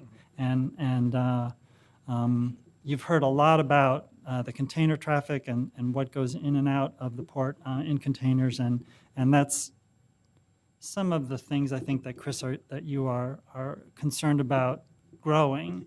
A lot of what's exported through the Port of Portland on the container side is still lower value products. Are we always looking to maximize employment and maximize use of the facilities? Yes, and I think a big part of some of the earlier questions about retention and intensification is occurring, and we're facing that question all last month or over the last 2 or 3 months when we talked about what might happen at Terminal 6 with the intensification of that land use. So I appreciate the response, but I'll make the point that we're looking at a trade-off of scarce scarce harbor lands and scarce habitat, right? So if you're going to ask us to sacrifice habitat, it's one thing to ask us to do that to help Intel get chips to a world market. To me, it's different if you're asking to get potash from Canada to China, where all we're getting is a fee for handling it and moving it through here. That's why I really want to know what the value added back to the regional or state economy is, because if we're going to sacrifice that habitat, I want to know that we're getting a lot of value in exchange for it, that we're not selling it cheap. Right, and I think the one that you're probably most familiar with in direct response to that is the one you just heard over the last 2 weeks, that the Pembina facility at a $650 million investment is going to generate about $12 million a year in taxes, $4 million of which will go to the city of Portland, $4 million to the school district, and I think it's $4 million to Multnomah County. So that's passed through. That's I a very advise you to just move forward from that one. Just not look back on that one, Just Greg. let's keep moving forward on this. I'm going to give you some old guy advice here. Okay. Let's not do Pembina. No, I don't think we're done with propane. So let's move on. Let's move on. I have a quick question. Howard? Well, pardon me. First of all, I was really compelled by I was really compelled by your testimony. I think that we're at a very interesting conjunction of everybody would wish for a vanishing amount of land to furnish a greater market and a greater need to protect the environment. So we're really at my comment is we're at a crossroads here where we on this commission can make a decision about how Goal 9 is implemented, how we honor the port's need to keep things going, how forecasts can be balanced. I think it's an opportunity, though, to use the land we're talking about in creative ways that already exist, Greg. That's really where I'm coming from. What have we got that is there now, and how can we get it to be most valuable to what you're looking for, river resource? But I think really it's on the fire here for us to figure out as a commission this juncture in terms of economic expansion versus the, how shall I say it, thing Portland's famous for, all this livability and habitat and adherence to the Goal 9 issues.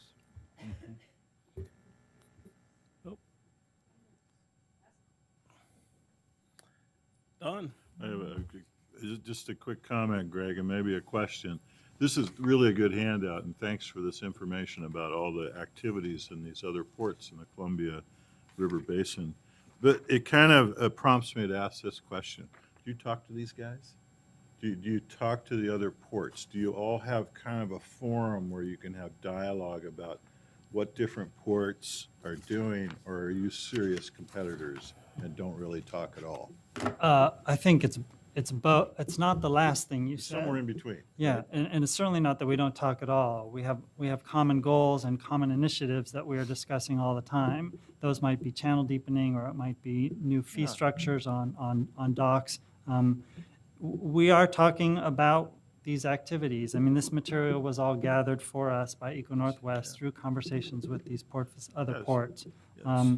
We're at conferences together, and we do marketing initiatives together. So the dialogue occurs. But I'm not going to ignore the fact that we compete with, No, you're in with a competitive these industry, folks Greg. too. So And the reason I ask this is if we ever kind of decide to move towards some customized version of a Goal 9 exception, it would seem as though the land that other ports that are proximate to Portland have for certain uses might play into that. That's why I asked the question.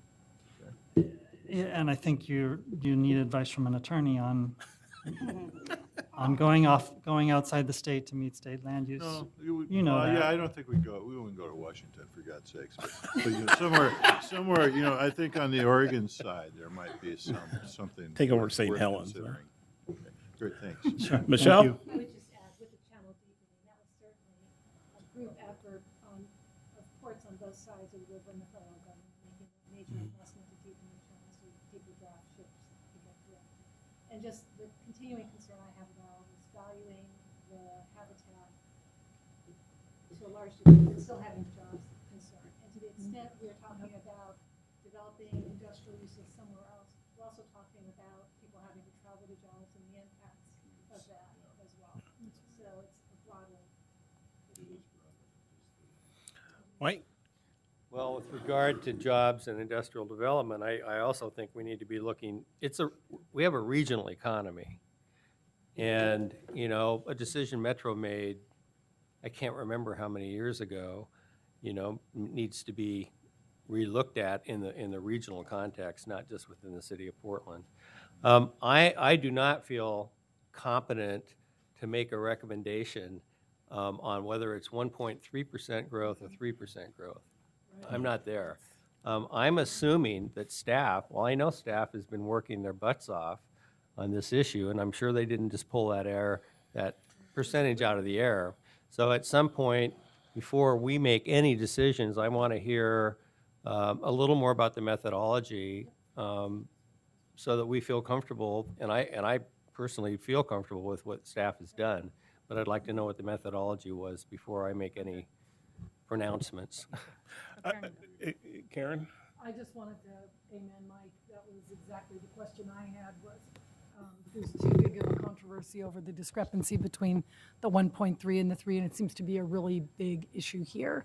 And what I want to know is, I do want to know where people pull the numbers from and how that methodology works. So thanks for asking the question. And this is somewhat tied to that, but also somewhat perhaps a question to Greg is, there's a reason a whole bunch of shoe companies are locating here and now getting started here and building here. And I guess where I'm going with this is as we start taking lower targets and cutting it down, you also, I think is a point you were making, Greg, starting to discourage people to think about coming through here for export, whether it's export that is directly from Portland going out and into and out of Portland, or it's pass-through. But I guess pass-through business is also going to drive an overall feeling that Portland or the region or Vancouver is an export location. And if we start pulling back on that, we're going to kind of start pulling back on that whole notion. So how does that affect those targets and those numbers and the thinking on all of that, or is that playing into that? Well, wait a minute. I mean, those shoe companies don't manufacture their product here. I mean, we have a cluster of designers here. Yeah, Very but they different breed drivers. each other. What I'm getting Okay. at is the Okay. fact that you got Okay. a shoe company that's got designers brings in more shoe companies with more designers. I'm not talking about their export as We're much not in as- the discussion session now. Sorry. We've got some panelists up here.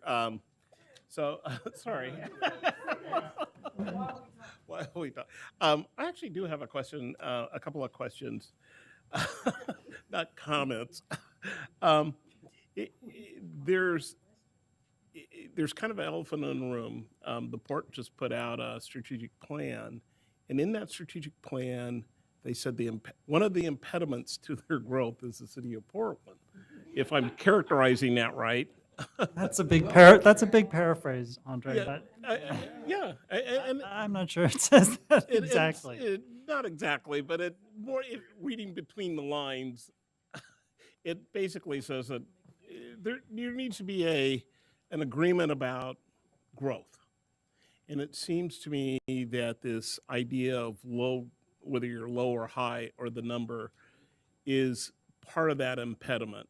And to part of what Kat's talking about, can you describe what, I know the port is out there marketing along with everybody else, but what is the real impact to the port of saying it's a low volume, other than saying it's a low volume? But is it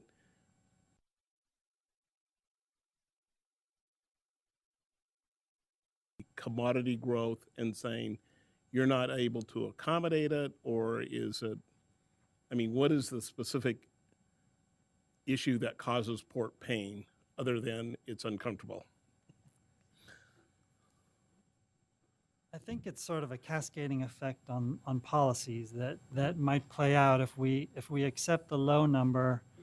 How does that translate out into what flows through on the comp plan and what flows through in what might be a future North Reach River Plan regulatory environment? If we're striving for something that is something that we have to reach hard and fast for and spend a lot of effort on, then I think it drives us to have conversations and build consensus around things that get us there. If we're setting a really low goal, then I don't think that pressure is less and those opportunities for cooperation are less. And all of that then trickles down to how we do what we do in terms of marketing and in a more specific sense, it might translate into how much land we might have to develop at some terminal where we may have to designate more of that land for some other purpose. Okay. And to the point about the North Harbor cleanup, how does that affect the North Harbor cleanup?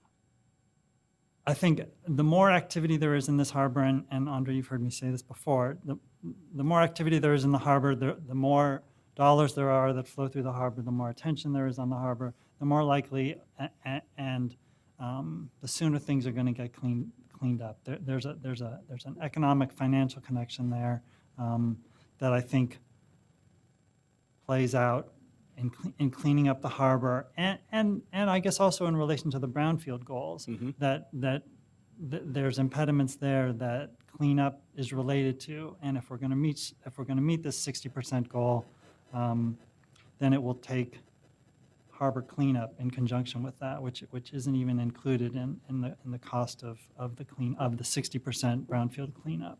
Yeah. Okay. Mike. Well, again, when staff discusses the methodology with us, I think it's really critical. Terminology is critical, and I just heard that the low range is considered a goal. I'm assuming what staff is looking at is a projection, not a goal. And that's a really important. It's like we're not sending out a message to the world that we're shooting for a low range of commodity movement. What the methodology is looking at is what is the most likely scenario, the most likely projection. Those are very different that we need to be very careful about. So to that extent, Bob, how do you interpret that word, and Ellen also? And I know we're running late here, and we got to get. Yeah, so I just want to.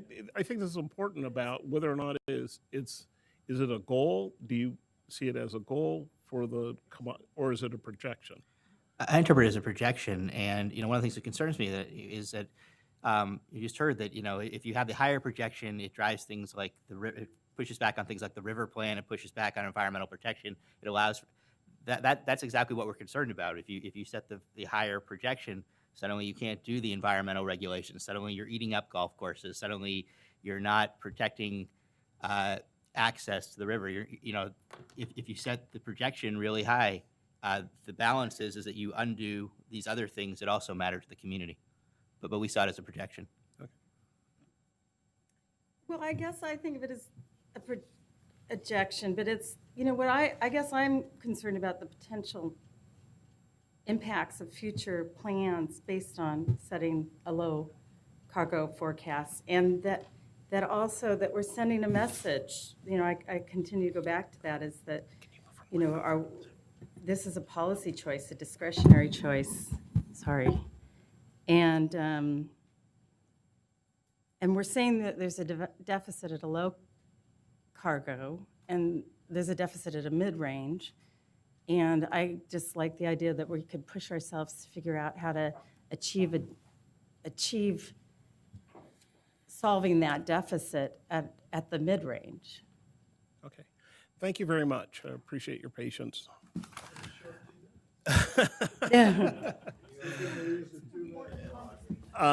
Justin Calloway, Martha Johnston, and Barbara Kerr. Again, if there's anybody else that wishes to testify, please fill out a card and provide it to Julie.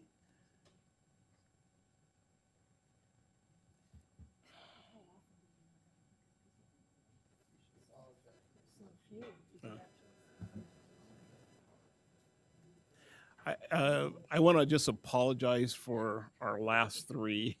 Not for the testifiers. For us, we took a little too long, and we will not have a discussion. We'll ask you either questions or that'll be it. So, actually, I appreciated it because I learned a lot. Okay. Yeah, I need to know that. So you can get started. Justin, would you like to start? Okay. Nope. One of these guys start? Yeah, go ahead. Hi, I'm Martha Johnston.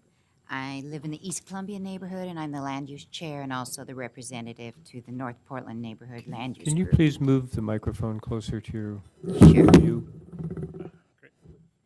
Would you like me to repeat that, Mr. Oxman? Martha Johnston, East Columbia Neighborhood Association. Hi, Mike. I'm the land use chair of the neighborhood, and I representative on the North Portland District Coalition land use group. This is a surprise to us. I'd like to, first of all, thank you all for the tons of work that you're putting in, volunteer work. It's amazing. And the camaraderie it seems to be developing, although I don't know what goes on behind the scenes, but it really seems nice that you seem to be working together, and that's awesome.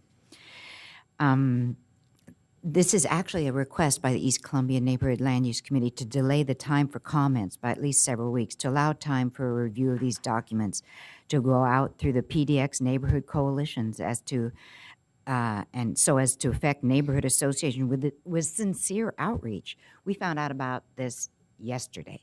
Okay, we've noticed that on the committee, the outreach committees, that we didn't see one neighborhood association name on there as being a representative, not one. We haven't heard about it through our coalition, or that's how we found out about it by a fluke. We were not able to get printouts. I wasn't able to get any printouts on the computer. It's a read-only file, and you couldn't drill in on any of the maps, and as you can see, the maps are really citywide and bigger. So it really made it difficult to share, especially, please consider the 30–40% of people that don't have computers. They have absolutely no access to this or no knowledge of it. It appears from the list of focus groups, like I said, that not one was from the neighborhood association representative. This doesn't serve the process of adoption of its contents, nor does it disseminate the important information in this report out to the established neighborhood networks. This appears a costly expense by PDX citizens was put into this analysis. What harm would it be to be taking a little bit more time out to reach out to the neighborhoods? We do not understand why the neighborhood network for communications and reviews in our area did not even discuss this extensive report. Did they not know about it? We are a member of the North Portland Coalition, okay? We are very active in the PDX comprehensive plan process, and we're not even aware of this huge study existed until yesterday when we stumbled onto it through speaking to a senior planner. Our area appears to be affected in the draft, and in this limited time we can't adequately reply. As this commission should know, after receiving extensive comments from individual neighbors and the East Columbia Neighborhood Association in the recently completed zone mapping process, we have a particular issue. This appears to be affected by this EOA and is involving 7 each landowners in our neighborhood on the approximately 9,000 block area of Northeast Levy Road. These landowners have been impacted since the 1980 comp plan, which designated these 7 properties as industrial sanctuary. This is an imbalance in the economic equity and this designation, and the landowners are requesting an R20 residential designation, as the rest of the neighbors surrounding them have. These 20 acres have no industrial road access, are severely impacted by an E-zone, C and P. They love the E-zone, by the way, overlay zones, and have a huge section of mitigated wetlands just south of the eastern properties. Also, a private conservation easement is known to exist, and the area is heavily planted with a forest of native vegetation. From first glance at this proposal, these properties appear to be considered in these analyses and projections as industrial IS. This could possibly skew the figures and perhaps provide a reason for denying the map designation change request to R20. Also, what about the comments and map apps on the golf courses and the open space areas? That's a question. Are they being brought into this? Or did the groups have to testify here today for them to be brought into the comments section? Because there was lots of comments about the golf courses staying open space to preserve those protected areas.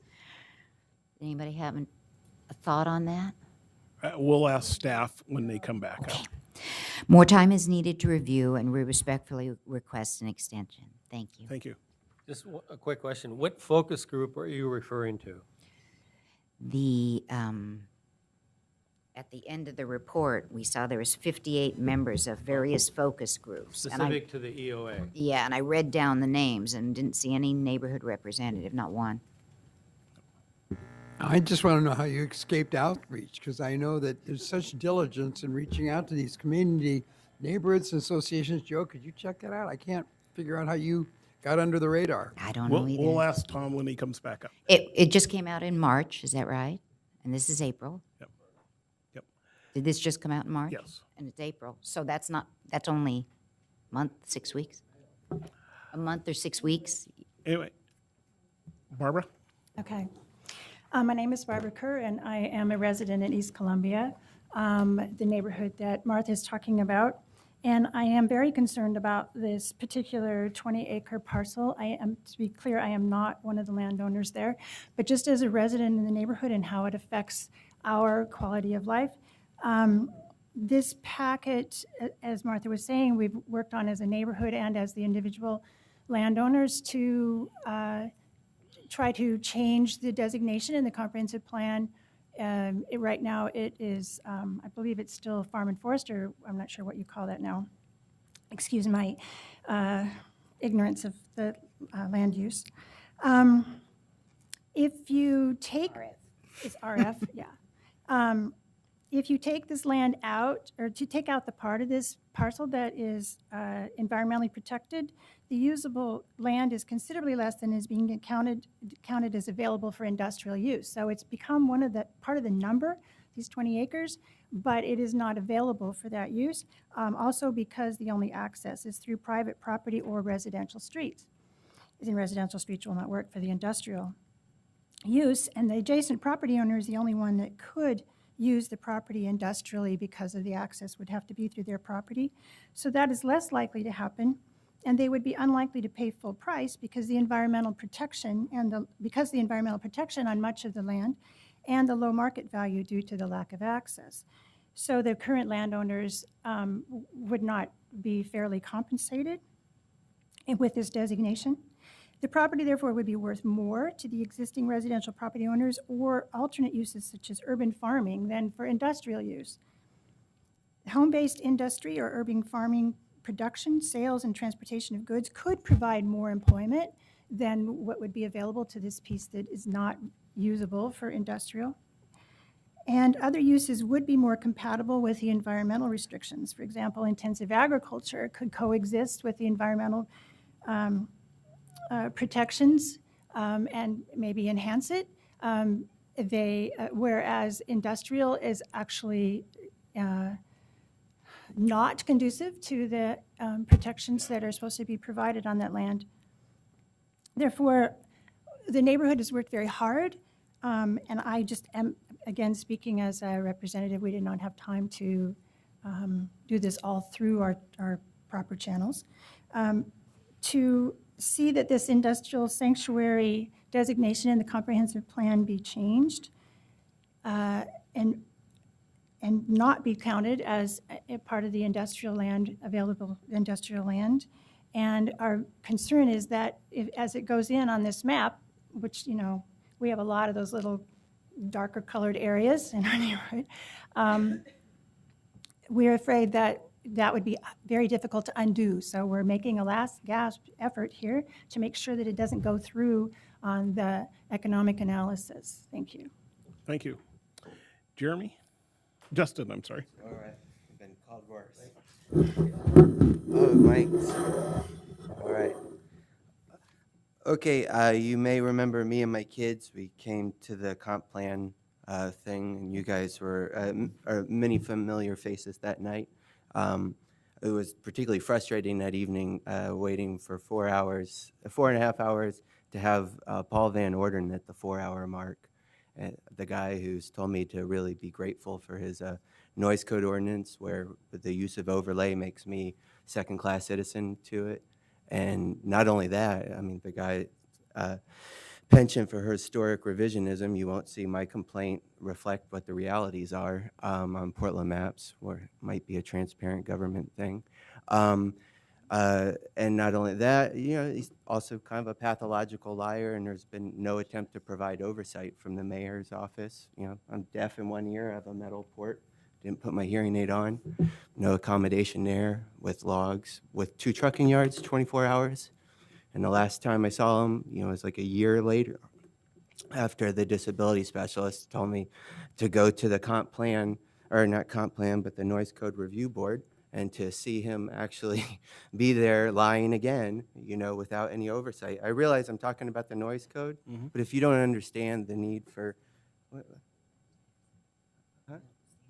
oh, stay on my notes. I just need to humanize just industrial noise pollution for 1 second here, and the fact that I haven't had a good faith partner in any oversight over the fact that both of those trucking yards were developed in the past with no negative impact on the residential livability. Nobody's done anything. It's horrible. It's truly degrades habitat that you guys put environmental overlays on. An owl can't even get 2 hoots in, you know, uninterrupted by a truck honk or a crash. It's horrible, and I wasn't able to sleep through the night there without medication, and it's really not livable. And when you call us an industrial sanctuary, and you never, and your noise code staff is a lone sheriff who tells you he's the most powerful guy in Portland, and I should be grateful for his noise code. I mean, I don't know that there's some key words in there that I'm not doing. And when I go to that noise code review board, and the sound engineer who laughed at me because I said I was working with him, and it turns out that, oh, I could hire him for $1,000 to do the job. And they tell me, guess what? You don't need to hire him. This is actually a conflict of interest to have him on the board. And, you know, you shouldn't need to buy your own noise meter. Yeah, I didn't hear anything for a year. And then I'm told by Paul that it wasn't in the city's best interest to actually enforce the noise code. So for a year, every noise is Paul and Van Orden. And I know they're all illegal noises and they're not compliant. I mean, so I may look kind of, okay, they're telling me to get to my sheet. But I just need to give you a human element that when you have one sheriff and there's nobody overseeing that sheriff, and there's other people who have had this experience, and that's supposed to be the check and balance. And remember the last time I talked to you, I told you that when I complained, when I didn't want to complain, on these trucking yards that were out of compliance, that I was told I had to. And then the trucking yards retaliated, and the person who gave them guidance, the Fazios, biggest land baron in the neighborhood with the landfill that remediates it with their farmland Justin, with Justin, asphalt. Justin. Okay, I'll stay on your ti- task. Well, But- your okay. time's up. Oh, okay.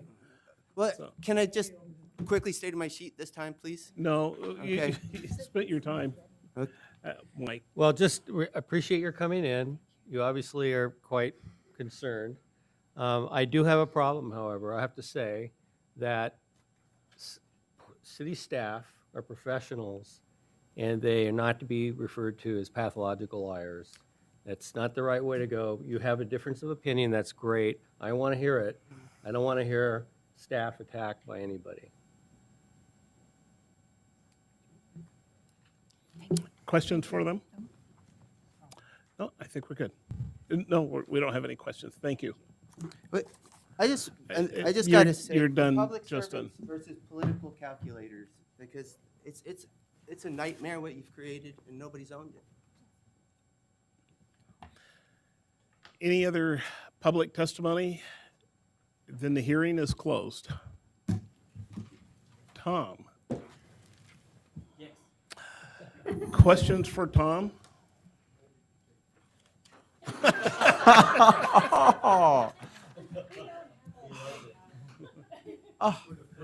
So, it was a sign. Questions? I go until 6:30, right? Questions for Tom? Mr. Chair, I have a question, which is, what are we trying to accomplish tonight? Since we're not voting, are we just So doing our Joe reflections will, on this, or? Joe will give us. Are there two levels? Are there sort of specific technical assumptions, number-driven explanations that I can either try and clarify here right now, or we can bring back on May 12th? Or from what you've heard, are there larger policy issues, map issues that, again, we can bring back on May 12th, and we can have another work session discussion that focus in on those specific issues? Howard? Well, let me repeat my original, the original question for me is a balance of industrial land to protected land.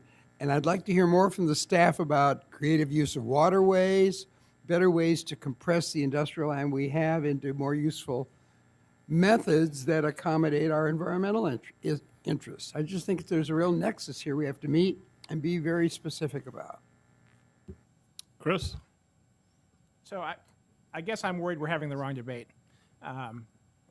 It seems to me that what we've got here is a little bit of a plug-to-fit exercise where we lower our cargo forecasts, throw in some golf courses in the service of avoiding a goal line exception, and that this has become about avoiding the exception rather than having a debate about what's the best land use policy for the city.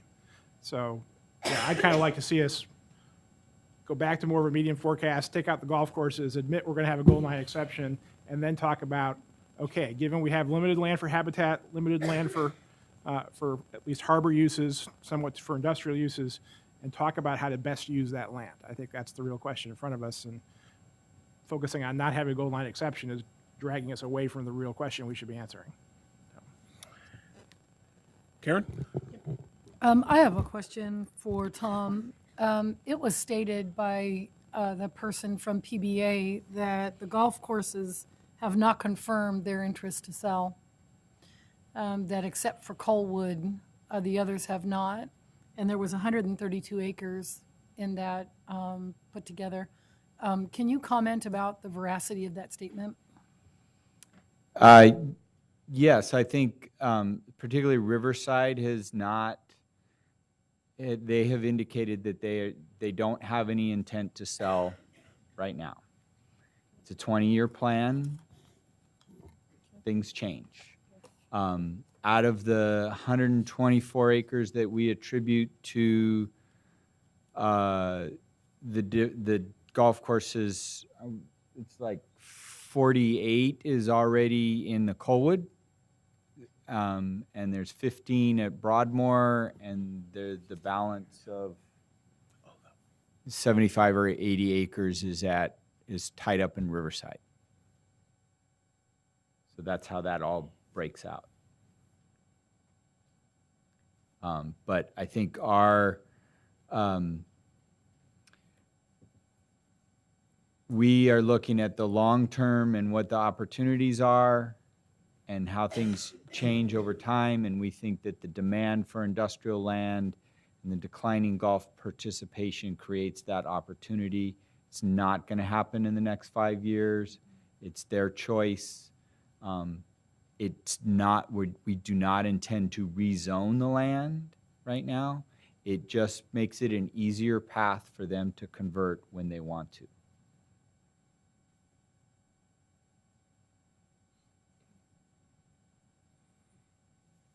Mike? Well, just an observation.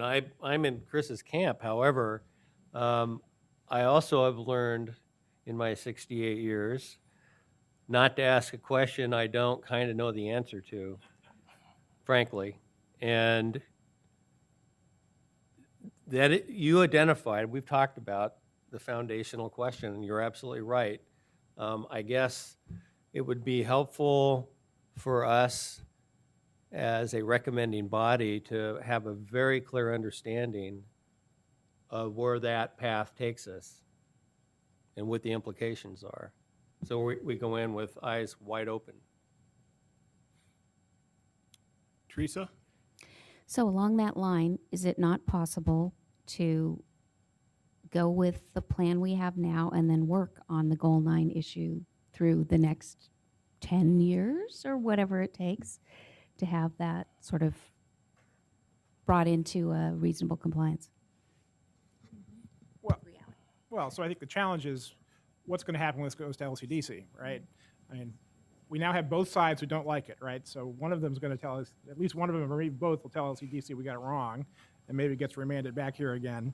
You know, if we take the exception, for sure it's going to LCDC. So yeah, I agree with Mike. We should have our eyes open. So I hope staff can help educate us on what that would look like. I like, you know, Don's idea of a calibrated exception, where we get to talk about, you know, exactly what are the values that we're trying to promote here and how do we strike a hard balance, because it's a really hard balance. But it seems like we're talking more about how to avoid having to make those calls than about making them. It's refreshing to hear about a balance from you, Chris. That's good. Don? You know, I brought up the calibrated idea because I think it's tangible. I think we could kind of go through an evaluation of some of these sites and say, you know, maybe we shouldn't consider that as a candidate site because of environmental concerns or because it's an active, successful private golf course, you know. Maybe it gives us the ability to kind of pick more carefully. That's kind of why I thought about a calibrated version of a Goal 9 exception at this point. But at the same time, Teresa, why couldn't we go down 2 tracks, right? And let that be kind of a future consideration of this process. Yeah? Michelle? Thanks. If we're going down 2 tracks, is what are the implications for investments the city is making going forward? Because we've got the TSP, we've got economic development plans, and if we actually want to have equity in the city and increase these middle wage jobs, we need to get in alignment. And I just don't sense that things are lined up at this point. My question is a couple of questions. You talked about the shift of those jobs off of the marine to the backside. So that's connected to a prosperity component that we did earlier. And so I'm trying to understand what is the economic impact of the wage jobs that go from marine to the backside. I don't think, we're not saying that there is any economic equity impact So because there's the there's same still wage- industrial jobs still in wage, the okay. industrial district. It's Okay. not shifting them to the neighborhood commercial district and having them become a different type of job. So it's a similar type job, similar type wages. Yeah. So then the second question is the question that I asked Greg, what is that cascading effect of a low end from a low end projection? And he was describing, well, we're not going to, you know, you maybe don't do this and that, but also the brownfields is that's a big component of our EOA in terms of brownfield conversion. We have to get money, we have to get changes at the legislature. How does a low end affect the brownfields ability to be done? Because if you don't have, if you're not projecting, from my standpoint, a larger commodity, why go chase brownfields?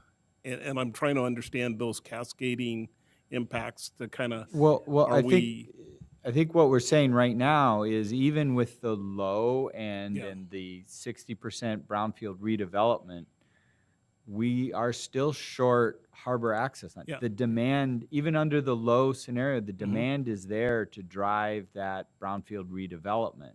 Yeah. And so going from the low to the medium takes you into that next level of either intensification, the reinvestment we're seeing at Daimler and Vigor and Campotex and all of that, or it takes you to new areas like West Hayden Island. Well, but and it can't drives that choice. I guess the question is, though, is it wrong to say if you have a higher projection that we can make a choice as a priority that it's not new land, it's intensification, it's brownfields, that we actually steer the car, we just don't let it go its path. And from that standpoint, that's to me more manageable than saying we're going to go at the low end because we don't want to steer the car to intensification or brownfields or do these other things at a higher end.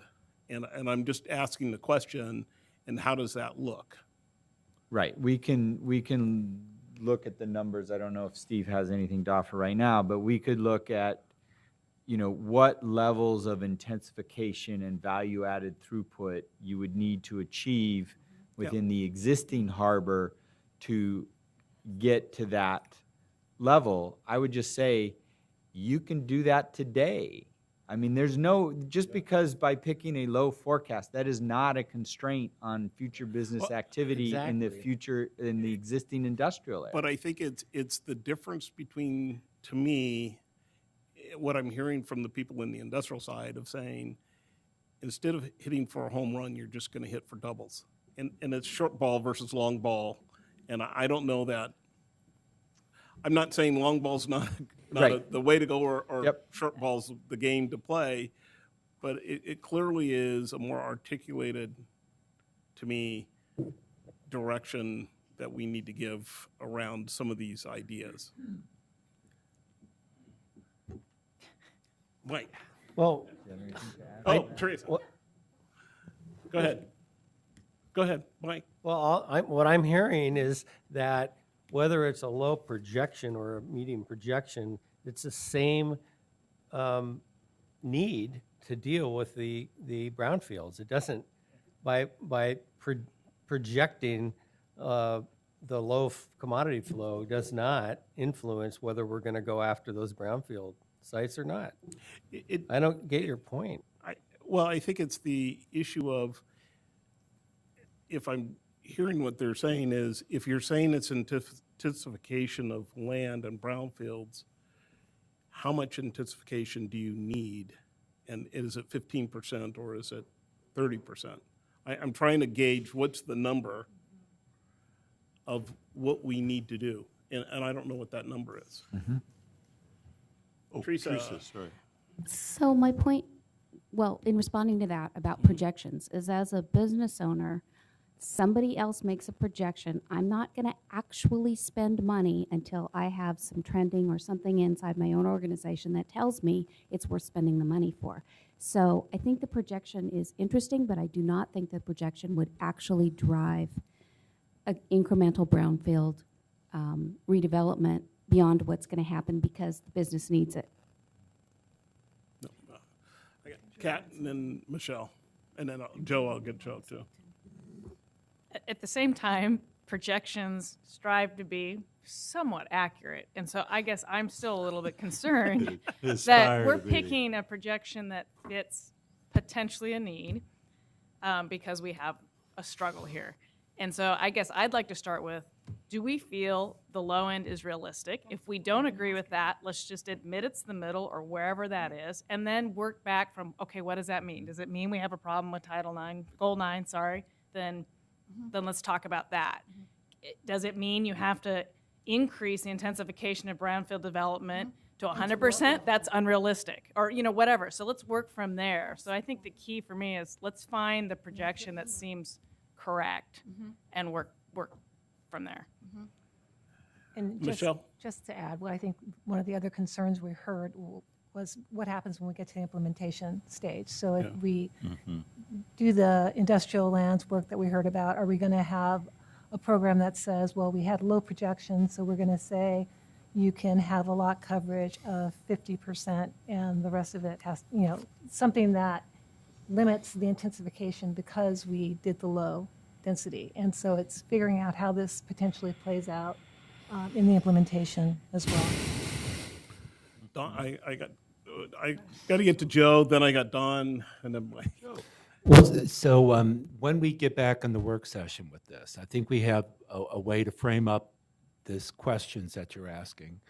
One of the things that I think is behind the logic of picking the low forecast, it's a forecast.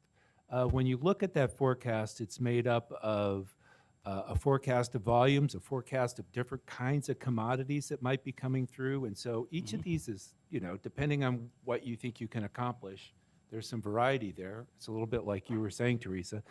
And a big piece of the forecast is having the facilities to be able to handle it. And I believe the argument that we'll present to you next time is that the mid-range forecast makes the case for the need for a rail loop, a unit train rail loop. And we cannot find that in the harbor short of West Haven Island.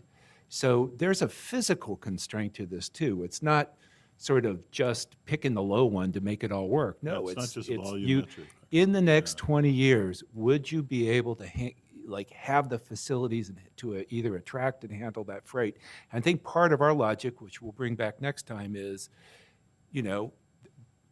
this is actually a reasonable way to look at the facilities we have and what we're going to be able to put through, given that, and that there's still a deficit, there's still a demand for the intense utilization of that harbor land, and to a certain extent, that's going to create, keep up the pressure, especially on the harbor lands, to clean up brownfields and use it, because you can't go to Wilsonville and find harbor land.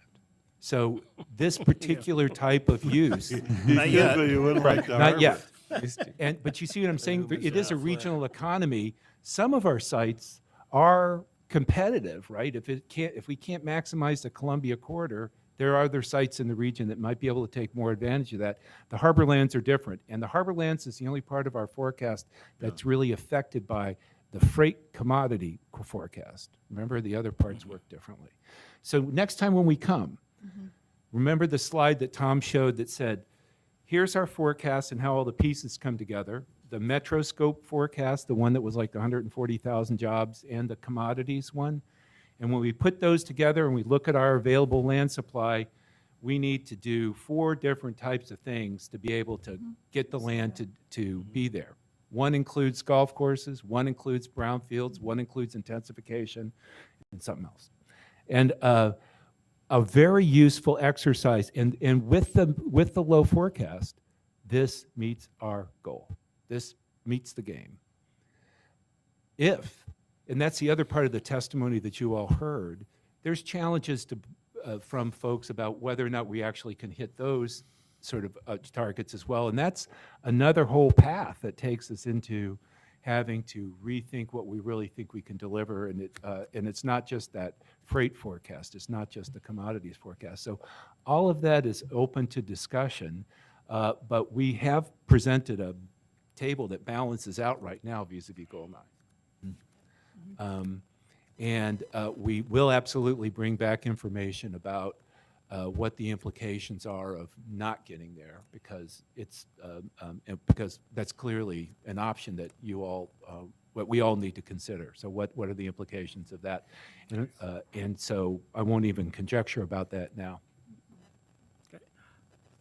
Chris?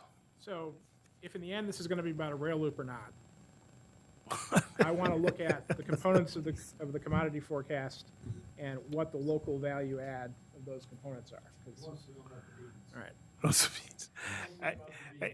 I really appreciate, Joe, you defining, and I guess I was looking for what's the difference between a low and medium forecast, and if the difference is a rail, I mean, if that really is the difference between the low and the medium in terms of just the forecast, if you can articulate that of what that, because it really is, to me, what's the difference and what do we need for land? And then I'm not worried about the gold mine. I guess I'm more worried about what do we need to do in the connection that Michelle talked about. Now we're connecting this EOA to investments that are transportation and other things and housing. So how do we tie all that together to make this work? Because If I could just, this will be quick, Teresa, I apologize. I just would feel remiss. I don't want to give the wrong impression. There's this threshold between the low and the medium that's really tied to the loop. It's not the only thing that makes a difference, but without, that size of facility, it's kind of hard to get to the medium, period. There's a rail loop, a unit train rail loop like West Hayden Island. But to the argument, this whole idea that by picking the low forecast, we're lowballing it and thereby doing damage to the economic prospects of the harbor, I don't think that's the way the forecast and the comprehensive plan works, but the argument's not totally off. And you heard the same kind of thing when you were talking about Pembina and when we've talked about some of these other facilities at West Hayden Island. The more viable volume we have through our port, the more investments in keeping it that way are likely to attract investors. And it's like the rail facilities and that there are collateral beneficiaries up and down all of those facilities because Portland is a freight place as well, even though we are changing. This is still an important part of the overall infrastructure. So I didn't want me just talking about the rail loop to not, I think it would have been remiss not to say, yeah, sure, more is going to help this. We need to keep investing, we believe, in this freight system, and more volume helps justify that. Great. Teresa? So does the forecast not have some sort of range in it? Plus, I mean, and I don't know what we did for the last time, our accuracy percentage, obviously this is a very long range, big chunk of something, but so there should be some sort of range and we can look at that as well. Because I mean, if it's plus or minus 25%, I don't know, 20 years out, what you're doing, that's pretty big. It's a pretty big number. Any other last questions for Tom or comments? Don? I guess just two quick things. I'm optimistic about industrial users utilizing their land more efficiently. And I hearken back to the UGB. People in suburban communities always used to say, developers, there's no way we can develop it larger, at higher densities. People won't buy it. We need to do 4 lots to the acre. Well, now we're doing 10 to 15 to the acre, and everybody is buying it. So, it's because of the UGB, it's because of that squeeze that happened. Everybody adapted to it in the market. And I think industrial, the needs are more specific, though. They got big stuff, but there's probably a lot of ways to utilize their land more efficiently, too. And then one thing, wherever we end up on this, I hope we are sending a message loud and clear that Portland's open for business. Because, real creative companies that are green as all hell, they hear a city's not pro-business, they're out. So it's not just, the smokestacks you're keeping away, it's all businesses. So I hope we acknowledge that as we move ahead. Thanks. Any last Mike? Well, no, just second Don's comment. During the Region 2040 planning process and subsequent conversations at Metro, there's a lot of discussion about breaking a sweat. In other words, what are we going to do in the region to avoid greenfield development? In that case, it was more related to housing and commercial development. In this case, it's relating to West Hayden Island, which is a greenfield. What are we going to do as a city, understanding that we do want to maintain that urban growth boundary, but not at the expense of quality of life and environmental quality inside the city and the region. What are we going to do to it? I think the intensification issue is huge, and we're talking about 20 years and changes in not only industrial uses, but in people's willingness to break a sweat. Any last? Tom, do you have any other comments or questions, direction for us? Nope. Then I think we're adjourned. Nope. Thank you. They closed the hearing.